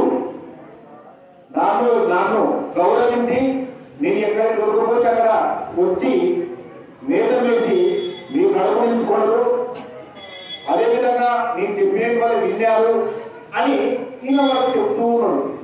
అయితే ఆవు ఏం చేసినాడంటే, పక్కన దాన ఉంది కదా అని చెప్పేసి ఆ ఓనర్ని గౌరవించకుండా, ఈ రోజు ఉన్న అసలు కాపుని గౌరవించకుండా దాన దగ్గరికి వెళ్ళిపోయింది. అప్పుడు ఆ యజమానికి చాలా విపరీతమైన కోపం వచ్చింది. ఎంత కోపం వచ్చిందంటే, ఏంటి నేను సంవత్సర కాలంలో ఈ భూమి మీద ఎంతో మంది నా దగ్గరకు వచ్చి అయ్యా నేనుంటా కాపరిగా అంటే వాళ్ళ మనలో వద్దని చెప్పేసి నేను నా ఇష్టంగా నేను సెలక్షన్ చేసుకుని ఇక్కడ పెడితే వాటికి ఏం చెప్పినావు, నేను అక్కడ అన్నం పెట్టబడగల ఆయన దానం పెట్టబడగల అక్కడ ఉరుకుతున్నాయి అని చెప్పేసి ఆ యొక్క పశువుల కాబట్టి ఆ యజమాని దండించడం.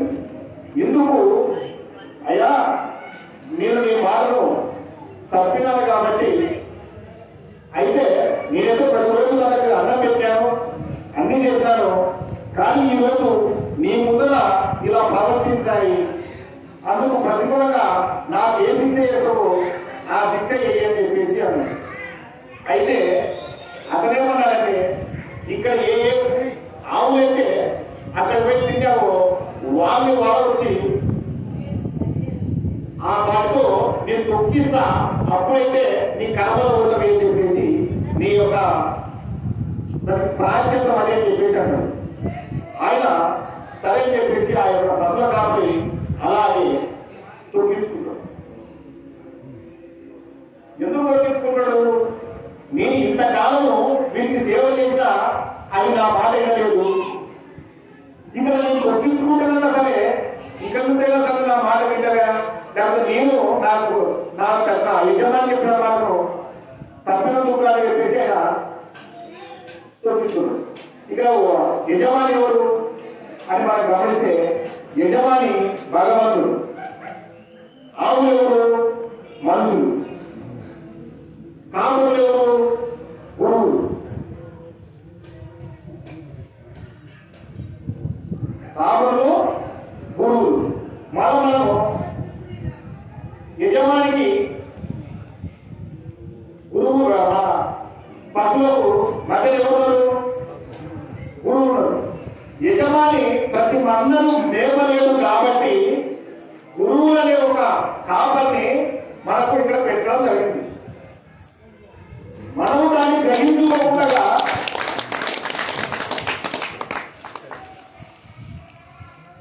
మనం ఇంటికాడ ఎలాగో తినొచ్చినాం, మనం ఇంటికాడ తినేసి వచ్చినాం, కానీ ఈరోజు గురు పౌర్ణమి కదా, భగవంతుడు ఇక్కడ ఉంటాడు, ఇక్కడ తిరుగులాడు కదా అని చెప్పేసి యజమాని వచ్చిన రోజు కదా అని చెప్పేసి ఆయన అన్నం పెట్టడం జరిగింది. కానీ మనం ఏం చేసినామంటే అన్నం వేస్తే పెట్టాం.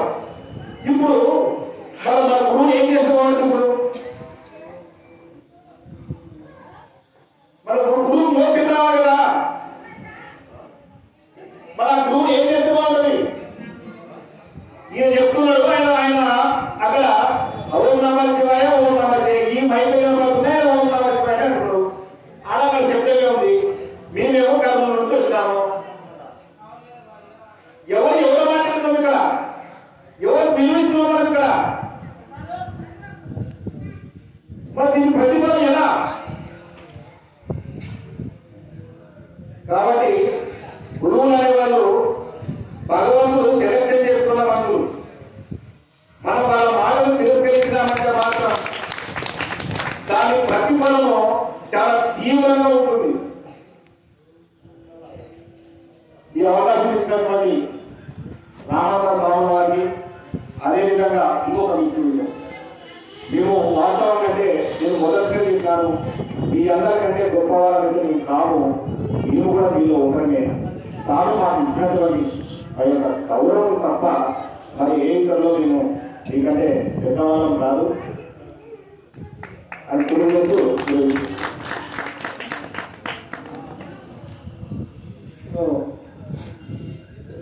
కుమార్ స్వామి గారు చక్కని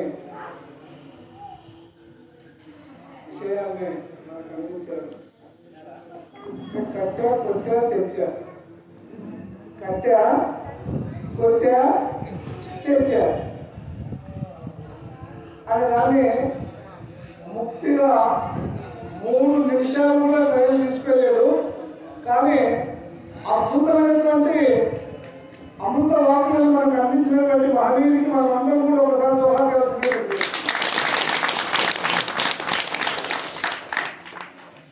కట్టా కొట్టా తెచ్చా. ఏం కట్టినాడమ్మా? కట్టా కొట్టా తెచ్చా. అంటే ఇప్పుడు మనకు చక్రతీర్థానంద స్వామీజీ గారు ఉన్నారు, కానీ ఆయనకు సమయం దొరకదు. దీనికి అర్థం కూడా ఆయన చెప్పగలడు, కానీ చెప్పిన తర్వాత నాకు ఇది వచ్చు లేదు. చెప్పిన తర్వాత నాకు ఇది వచ్చు లేదు. కట్టె అంటే వాళ్ళని కట్టె, కొట్టె అంటే రావణుని కొట్టె. ఇది చెప్పడం చాలా తండ్రి ఉంది. 3 నిమిషాలు మహానుభావులు చెప్పినట్టే ముగిస్తున్నాం. కట్టె వాళ్ళని కట్టె, ఎవరు కట్టె? హనుమంతుడు కట్టె. కొట్టె ఎవరు కట్టె? రావణాసుని కట్టె. తెచ్చా సీతమ్మను తెచ్చా. కాబట్టి మూలం తెలిసిన వాడు అందుకే చూపులోని చూపు చూడంగా చూడంగా చూస్తుంటే కూర్చున్నాడు. అక్కడ ఏం జరిగింది గమనించాడు, ఇక్కడ కూర్చున్నాడు, ఇక్కడ ఏం జరిగింది గమనించాడు, ఇటు కూర్చున్నాడు, ఏం జరిగింది గమనించాడు, మా వైపు కూర్చున్నాడు, ఏం గమనించింది చూశాడు. చూపులోని చూపు చూడంగా చూడంగా తెలివిలోని తెలివి వెలుగుతుండు, నిద్రలోని నిద్ర నిజమని తెలియరా విశ్వనామి రామ విరులవేమ. ఒకటి మహానుభావులు ఇక్కడ ఎందరెందులో పురుషులందరూ పురుషులు వేరయా విశ్వనామి రామ విరులవేమ అన్నారు. కాబట్టి ఈయన 3 నిమిషాల్లో ముగించినాడు. మహానుభావుడు 14 కలిగినాడు. నిజంగా కూడా డాక్టర్ సేవ చేస్తూ ఈరోజు ఎంతో మంది కోట్లు సంపాదించారు. కోరికలు తీర్చుకోలేక ఈరోజు కొడుకులను, కూతుర్లను, మనవరాలను, అల్లులను, ఆడపడుచులని ఇంగ్లాండ్, అమెరికా, లండన్, జర్మన్లో చదివిస్తూ ఈరోజు మనలాంటి అమాయకులను పొట్టలు కోస్తూ, కడుపులు కోస్తూ, కడుపులు చేస్తూ, కాలు తీస్తూ ఎన్నెన్నో విపరీతమైనటువంటి డబ్బులు ఈరోజు సంపాదించి వాళ్ళు బాధపడుతుంటే మహానుభావుడు 7 తరముల నుంచి కూడా ఈరోజు ఎక్కడే కానీ ఆయనకున్నటువంటి ఆస్తులు కానీ, అంతస్తులు కానీ, ఇంకోటి కానీ నిరాళములుగా ఈరోజు ఎంతో మందికి ట్రీట్మెంట్ అందిస్తూ చేత కానీ వాళ్ళకు కూడా చేత సహాయం చేస్తూ మహానుభావుడు ఈరోజు గవర్నర్ గారు అంటే 2 రాష్ట్రాల గవర్నర్ గారు కూడా ఇప్పటి వరకు కూడా ఆయన చేసే త్యాగశీలము ఈరోజు మహానుభావుడికి ఎందులో ఉన్నటువంటి 2 తెలుగు రాష్ట్రాల్లో కూడా గవర్నర్ గారు ఈయన అపాయింట్మెంట్ కోరి అవకాశం ఇచ్చినటువంటి మహనీయుడు నిరాళముడు పద్మానంద యోగి గారు. మామూలుగా గంటలు చెప్పాడయ్యా. ఎందుకు చెప్పాడంటే, ఎందుకు చెప్పాడు ఆ విషయాన్ని మీకంటే మీకు ఎక్కుతుందో లేదో తెలియదు, కానీ అరటి పండు పెట్టున్నాయన పిల్లలకి ఆరోగ్యం బాగుందని డాక్టర్ గారు చెప్తే తల్లి పిల్లకు ఎన్నో ఆడల పాలన మాటలు ఆలోచించి భావించి పండు తినిపించినప్పుడు మనందరికీ ఈరోజు వేష భగవాను సాక్షాత్ వేష భగవానుడు గారు వచ్చారు. అదేవిధంగా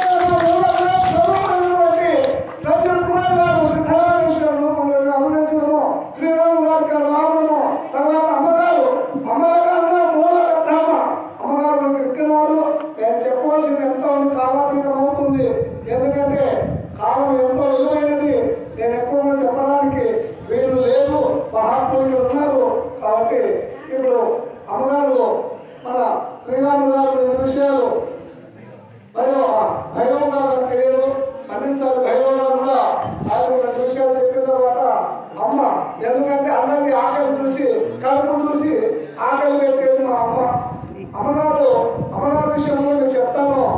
ఆమె జీవితం అంతా కూడా ఎంతో రాజకీయంగా సోనియా గాంధీతో పోరాటం చేసింది, రాజీవ్ గాంధీ గారితో పోరాటం చేశారు, పివి నరసింహారావుతో పోరాటం చేశారు. చిన్న వయసు అమ్మగారు. ఎందుకు అమ్మ ఇక్కడ కూర్చున్నది అంటే అమ్మ త్యాగశీలి. కాబట్టి ఈరోజు అన్ని మతాలకు, అన్ని పార్టీలకు, అన్నింటిలో కూడా చిన్న వయసు నుంచి కూడా ఈరోజు అమ్మగారు కూడా కోరుకుని అన్ని తెగించి అమ్మగారు ఇప్పుడు హరేరామ సంకీర్తనలో మారు మోగుతున్న మనతో కూడా పాదయాత్ర చేసింది అమ్మగారు. కాబట్టి అమ్మగారు ఒక బాగా చెప్పాలంటే చాలా ధన్యం ఉన్నది. కాబట్టి మనం మళ్ళీ అవకాశం వస్తుంది, అప్పుడు మనం దాన్ని తెలియజేసుకున్నాము. ఇప్పుడు మన భైరవ గారు కూడా 2 విషయాలు తెలియవలసిందిగా చెబుతూ చివరిగా అమ్మ అందరినీ పట్టుకునేది. ఎందుకంటే ఆ నలుగురిని కలదు కాబట్టి ఒక సన్మార్గంలో ఉంటాడు, ఒక విప్లవ మార్గంలో ఎన్ని కూడా అమ్మగారు కోరుకుంది. కాబట్టి అమ్మగారు లాస్ట్ మనకు మంచి అమృతమైన అమృతాన్ని అంది. ఇచ్చి మీ అందరూ కూడా అందించి మనందరూ సంతృప్తి పరిచిపోతున్న వారికి తెలియజేస్తూ ఇప్పుడు మన భైరవ స్వామి గారు కూడా మంచి 4 విషయాలు తెలియజేస్తూ ఎందుకంటే కాలాతీతం అవుతుంది కాబట్టి సమయం ఆశ్రమం అవుతుంది. మహానుభావులు ఎంతో దూరం నుంచి వచ్చే ఊరికి వెళ్ళారు మహానుభావులు, మీరందరూ కూడా ఊరికి వెళ్ళారు. కానీ చెప్పారు స్వామి ఇప్పుడే, ఆయన ఇంకో విషయం చెప్పారు, ఇంకో విషయం చెప్పారు, మీరు అర్థం చేసుకోలేదు, దాన్ని వివరించడానికి చాలా టైం పడుతుంది. కాబట్టి స్వామి గారు భైరవ స్వామి చెప్పాల్సింది.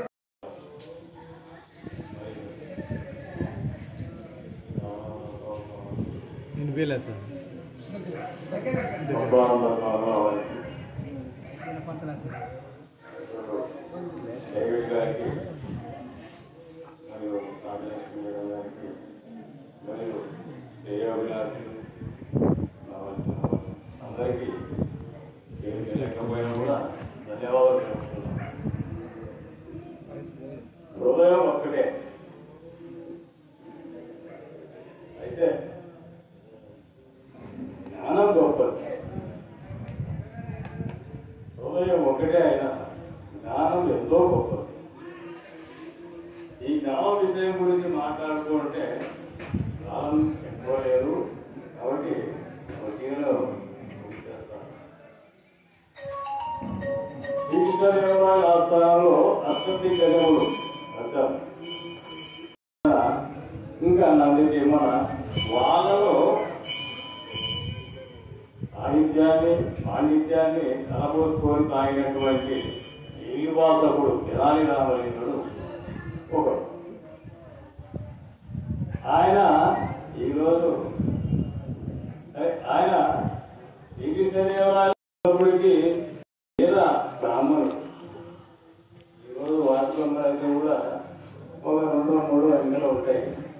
ఆయన పక్క పెట్టేస్తే ఆయన అంతటి ఆస్థానకవి పండితుడు అయినా కూడా వేద బ్రాహ్మణుడు. ఆయనకు ఒక కొడుకు. జ్ఞానం గురించి చెప్పడం కోసం ఇది ఒక కథగా చెప్తున్నాం. అయ్యా తెనాలి రామలింగానికి ఒక కొడుకు, వాడు తన స్నేహితులతో అలా చిల్లరగా తిరిగి రాజుగారి కోటలోకి ఒక పూల దొంగతనానికి పోయినాడు. పోయి పూలు దొంగతనం చేసుకుంటుంటే వాళ్ళు రాజముడులు ఎట్లా పట్టుకోవడంలో దొరికిన వాళ్ళు తెనాలి రామలింగారి కొడుకు దొరికిన.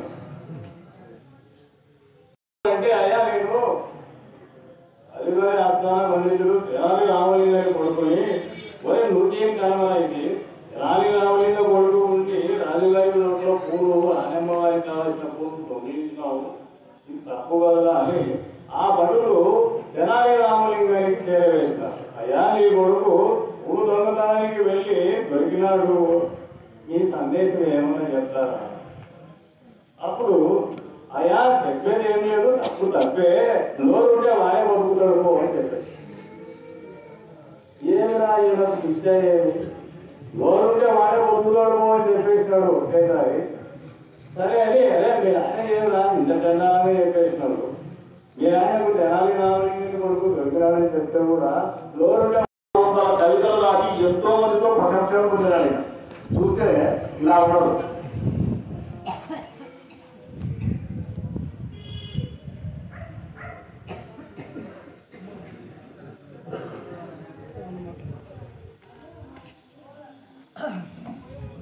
ఇప్పుడు స్వామీజీ చెప్పాను, భైరవే స్వామీజీ గారు 800 సాహిత్యాన్ని, 800 శతకాన్ని, 800 పద్యాన్ని రచించినటువంటి నిరాడంబరుడు. ఒక చిన్న సూక్ష్మంలో మోక్షం ఉన్నట్లు, మోక్షానికి మోక్షంను పొందినట్లు మనకు తెనాలి రామకృష్ణ గారి ఇతిహాసాన్ని నేను చెప్పాడు. నిజంగా కూడా మీరు ఏం అర్థం చేసుకున్నారో తెలియదు, కానీ అది ఏదో కథగా వదిలేస్తే మనము ఎంతగానే ఎదుర్కోవాల్సి వస్తుంది. దాన్ని విచారణ చేయాలని స్వామి చెప్పారు. అది చక్కని అమ్మాచోదరు కూర్చోండి, చక్కగా దాన్ని విచారించాలి. ఎంత చక్కని విచారణ చూడండి, దాన్ని ఒకసారి తెలుగు చేసుకొని ఆ మహానుభావులు కూడా ప్రభావితంగా మనందరం కూడా ఆయన్ని ఎన్ని విధాలుగా మనము విజయవంతం మోడించాలి అంటే చిన్న వయసులోనే ఇన్ని శతకాన్ని, ఎందుకంటే ఒక రాజ్యంలో ఉంటూ ఇలాంటి చింతన, ఏ చింతన, ఇంటి ముందర చింతన, చింతమూడు కొమ్మలు, కొమ్మలికి నిలబడితే బ్రహ్మరాశిలో రాదర, బ్రహ్మను వదిలించుకొని బ్రహ్మతో ఐక్యమై యోగితో సంబంధం ఉంచుకొని సాధు సత్యం సంగతులు వెలుగుతున్నటువంటి మన భైరవ గారు కూడా మన సభాముఖంగా ఆయన కూడా మనం అందరం కూడా చేయెత్తి ఆయన సపోర్ట్లు ఇప్పుడు అమ్మగారు మన అమ్మ రాజలక్ష్మి గారు ఇప్పుడే చెప్పాను, రాజకీయంలో అన్ని చిన్న వయసులోనే చెప్పాను, ఇప్పటివరకు చెప్పాను. అమ్మగారు అన్ని చూశారు. ఇప్పుడు ఒకటి నిన్న మనందరూ కూడా అమ్మగారు పాదయాత్ర చేసింది. అమ్మగారు పాదయాత్ర చేసి మీరంతా కూడా నీళ్లు తాగారు. అమ్మ ఉదయం నుంచి మళ్ళీ కార్యక్రమం ముగించుకొని ఇంటికి పోయి మరొక రోజు ద్వాదశి రోజు మరి అనుష్ఠానం చేసుకొని అప్పుడు ఆమె అల్పాహారం తీసుకునేటువంటి మహాశక్తి మంత్రాలు. మనమే 3 కూడా ఉన్నాము. బంగాళ పెడతారా, తగడతలు పెడతారా, మన మంగళ పాడతారా? బంగాళ ఎందుకు వచ్చిందా, మంగళ ఎందుకు వచ్చిందా, భర్తలో ఎందుకు వచ్చిందా? కాబట్టి అమ్మగారు మంచి 4 విషయాలు, ఎందుకంటే కాలాతీతం అవుతుంది, మనకు కూడా కొంచెం ఇబ్బందిగా కార్యక్రమాలు ఎన్ని ఉన్నా మహానుభావులు ఇవాళ ఎన్నో కార్యక్రమాలు ఉన్నాయి. మనందరికీ అన్ని విధాలు అందరూ మెప్పించి మన రంజిత్ కుమార్ గారు పద్మానంద యోగిని తీసుకొని వచ్చారు. నేను మళ్ళీ తర్వాత 2 విషయాలు దాన్ని కూడా బోధిస్తా. అమ్మగారు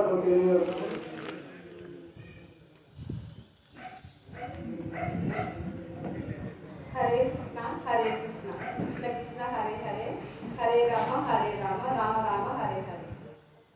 ఈ జగత్కంతా తొలి గురువు శ్రీకృష్ణ పరమాత్ముడు. వసుదేవ సుతం దేవం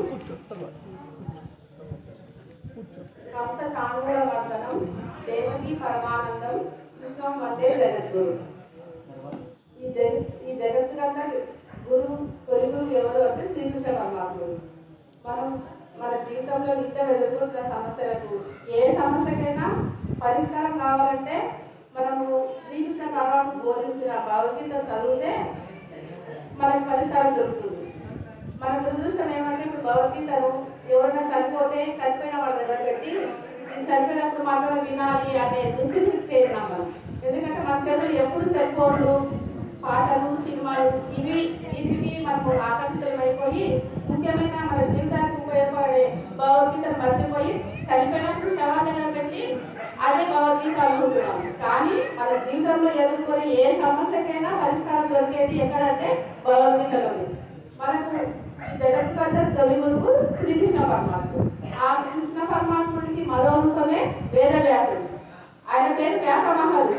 వేదవ్యాసుడు అని ఎందుకన్నారంటే పూర్వం ఒక రాక్షసుడు, హిరణ్యాక్షుడు అని ఒక రాక్షసుడు, ఆయన చాలా స్వార్థపరుడు.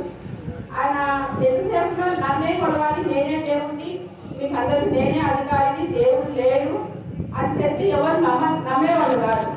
ఎందుకు నమ్మడం లేదు అంటే వీళ్ళకందరికీ తెలివితేటలు ఉన్నాయి, జ్ఞానం ఉంది.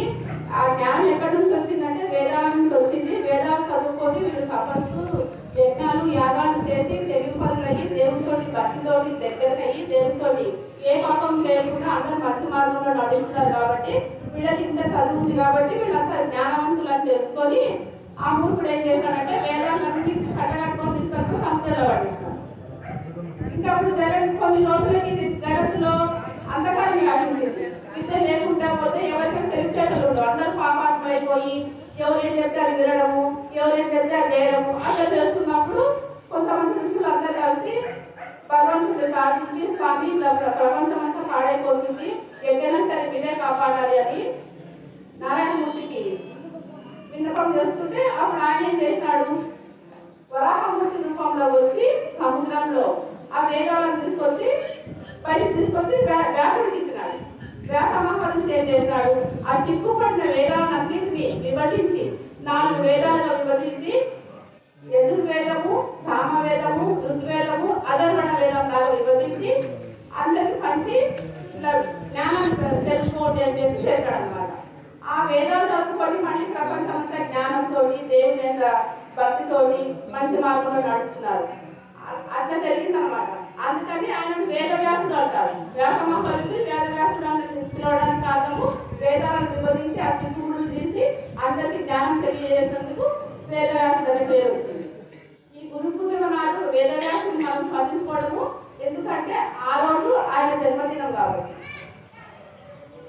కృష్ణ పరమాత్మ తర్వాత వేదవ్యాసుడే గురువు. ఆ గురువుల పరంపరలో వచ్చిన వాళ్ళు ఇలాంటి సద్గురువులు. ఈ సద్గురుల సాంగత్యం మనకు దొరికిందంటే మనకి ఎన్నో జన్మల ఉన్నందువల్లనే మనకి ఈ గురువులతో మనకి సాంగత్యం కలిగింది. అందరికీ గురువు ఎవరు అంటే ఫస్ట్ తొలి గురువు తల్లి. తల్లి ఒడే బడి మనకు. అమ్మ మన కోసం మనం ముందు నుంచే మంచి పౌష్టికాహారం తిని మన కోసము అన్ని ఆరోగ్యంగా నడిచినాము. నాన్న చేయి పట్టుకొని బడికి పోయినాము. బడికి పోతే నా బడిలో ఉన్న గురువులు ఇప్పుడు టీచర్, ఆ టీచర్లతోటి మన విద్యాబుద్ధులు నేర్చుకొని కంప్యూటర్ చదువులు కానీ, ఇంజనీరింగ్ కానీ, మన గురువులు గారు చేసిన వైద్య విద్యలు కానీ ఏదైనా సరే మనము టీచర్లతో గురువులతో నేర్చుకున్నందుకే మనం ఈ స్థాయిలో ఉంటున్నాము. అందుకని మనము ఏదో ఒక సంవత్సరానికి ఒకసారి వ్యాస పౌర్ణిమ, గురు పౌర్ణిమ అని గురువుని స్మరించుకోవడం కాదు. ప్రతిరోజు మనకి విద్యాబుద్ధులు నేర్పించిన గురువుల్ని మనం స్మరించుకుంటూ ఇలాంటి గురువుని మనకు ప్రసాదించిన దేవుని కృతజ్ఞతలు చెప్పుకుంటూ మనం ప్రతిదినం మంచి మార్గంలో నడవాలని చెప్పి కోరుకుంటాము. ఇలాంటి గురువుల సత్సంగాన్ని మనం పొందినామంటే నేను మాత్రం ఎన్నో జన్మలు పుణ్యం చేసుకున్నందువల్లనే అది గురువుల సత్సంగం దొరికిందని నేను భావిస్తున్నాను. ఈ అవకాశం ఇచ్చిన గురువు గారికి నమస్కారం. మీరందరూ ఓకేతోటి ఇంత బాగా కూర్చొని అనిపించినందుకు మీకు అందరికీ ధన్యవాదాలు. హరే కృష్ణ హరే కృష్ణ కృష్ణ కృష్ణ హరే హరే, హరే రామ రామ రామ హరే హరే. అమ్మగారు శ్రీకృష్ణ లీలల గురించి, వ్యాసుల గురించి, తర్వాత గురువుల పరంపర గురించి అమ్మగారు సూక్ష్మంగా తెలియజేయగలిగింది. ఇంకోటి చెప్పడమే కాదు, అమ్మగారి తత్వం చెప్పింది చేయడము, చేసింది చెప్పడం, నడిచింది నడవడము, నుడిసింది నడవడము. ఎందుకంటే అమ్మగారికి మాకు దాదాపు 30 సంవత్సరాల అనుభవం ఉన్నది. మా ఇద్దరిలో అమ్మగారికి చాలా ఉంది. కాబట్టి అమ్మగారు చిన్న విషయం ఏంటంటే నేను చెప్పాను. వాళ్ళ తర్వాత స్వామీజీ కూడా ఉన్నాడు, ఆయన కూడా 3 నిమిషాలు చెప్పగలడు. అమ్మగారికి నేను చెప్తాను. ఎందుకంటే అమ్మగారి దగ్గర ఒక చిన్న అమ్మాయిని అమ్మగారు అల్లాగా పెంచుకున్నారు. అంటే ఎలాంటి బాధ అంటే ఒక పేదింటి అమ్మాయిని పెంచుకునేది తల్లి. పెంచుకొని కథ కాదమ్మా, ఏదో రామాయణం కాదు, భారతం కాదు, పెంచుకొని అమ్మాయిని ఎంత చక్కగా తీర్చిదిద్దిందంటే ఈరోజు అమ్మగారికి 2 కుమారులు ఉన్నారు.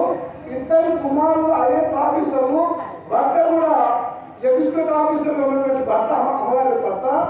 అంతటి అమ్మగారు కొడుకుల పెళ్లి నిరాడంబరం చేసి సాకున్న అమ్మాయి, పేరింటి అమ్మాయిని ఒక అద్భుతమైనటువంటి పచ్చని పందిర్లేసి మాలాంటి స్వామీజీలే కాదు సమస్త వాళ్ళని పిలిపించి అమ్మగారు అమ్మాయిని పెళ్లి చేశారంటే నేను ఆ రోజు నుంచి ఈ రోజు వరకు కూడా రోజు ఒక్కసారి ఇలాంటి వాళ్ళు ఉన్నందుకే కాక ఈ రోజు 4 పాఠాల మీద ధర్మం నడుస్తుంది అని నేను చేస్తూ ఉంటున్నాను. ఎందుకంటే పని మంచిగా చూసుకోలేదు ఆ తల్లి. నాకు అనిపించింది నిజంగా కూడా ఆ రోజు రాముడు సీత అరణ్యవాసం వెళ్ళినప్పుడు శబరి ఒక్కటే ఏ విధంగా 14 సంవత్సరాలు ఒకే చెట్టు మీద పక్షి వాళ్ళకు వారి రాముడి కొరకు మేము కనులతో ఎదురు చూసి మళ్ళీ రాముడు రాజ్యవేత్తకి అమ్మగారు వచ్చినట్లు నిజంగా కూడా ఇలాంటి వాళ్ళు ఈ రోజు కూడా భేదం లేకుండా కొడుకుల పెళ్లిని కాకుండా అమ్మాయి పెళ్లి ఎంత ఈమె పైన ఈ రోజు 4 తులాల కోరు లేదమ్మా అనుకుంటే కేజీ బంగారం కాదు, కేజీలతోనే ఉంటుంది. భర్తగా అమ్మగారు భర్తకు నా దగ్గరికి వచ్చాడు, ఇక్కడ స్వామి తీసుకొచ్చారు, ఎన్నో చేశారు. కానీ అమ్మాయిని ఇప్పుడు కూడా అచ్చట ముచ్చట ఎంత వైభవంగా చేసిందంటే నేను అనేది అది ఏదో చెప్తున్నాం కాదు. అందుకే స్వామి ఇప్పుడు చెప్పాడు ఒక మాట, వినవలే అనవలే కనవలే మనవలే. ఏదో చెప్తున్నారు, ఏదో కడుతున్నారు, ఏదో చేస్తున్నారు, సార్థకం కావాలి. సార్థకం అయినప్పుడే జన్మ సార్థకం అవుతుంది. ఈ రోజు కూడా అమ్మాయి ముసలి వస్తుంది, చాలా దానికి జన్మ, ఇంకేం కావాలి జన్మ. కాబట్టి మనం అందరం కూడా ఎవరిని కూడా చిన్న చూడకుంటూ పక్కింటి అమ్మాయి కదా అని, వీధింటి అమ్మాయి కదా అని రాసిన అన్నం పెట్టడము, పోయిన బట్టలు ఇవ్వడము ఇది సరికాదని సభాముఖంగా తెలియజేస్తున్నాము. మనం బాధని కట్టాలి, బాసిపోయిన అన్నం మనం తినాలి. మన దగ్గరకు వచ్చిన వాళ్ళు, మనం ఆశ్రయించిన వాళ్ళకి ఎలాంటిది ఇవ్వాలంటే అద్భుతమైన అమృతాన్ని ఇవ్వాలి. కాబట్టి అమ్మగారి ఖాత ఇది చాలా గొప్పది. స్వామీజీ గారితో చెప్పాను. ఇప్పుడు తర్వాత కాలాతీతం అవుతున్నది. ఎందుకంటే వారి కూడా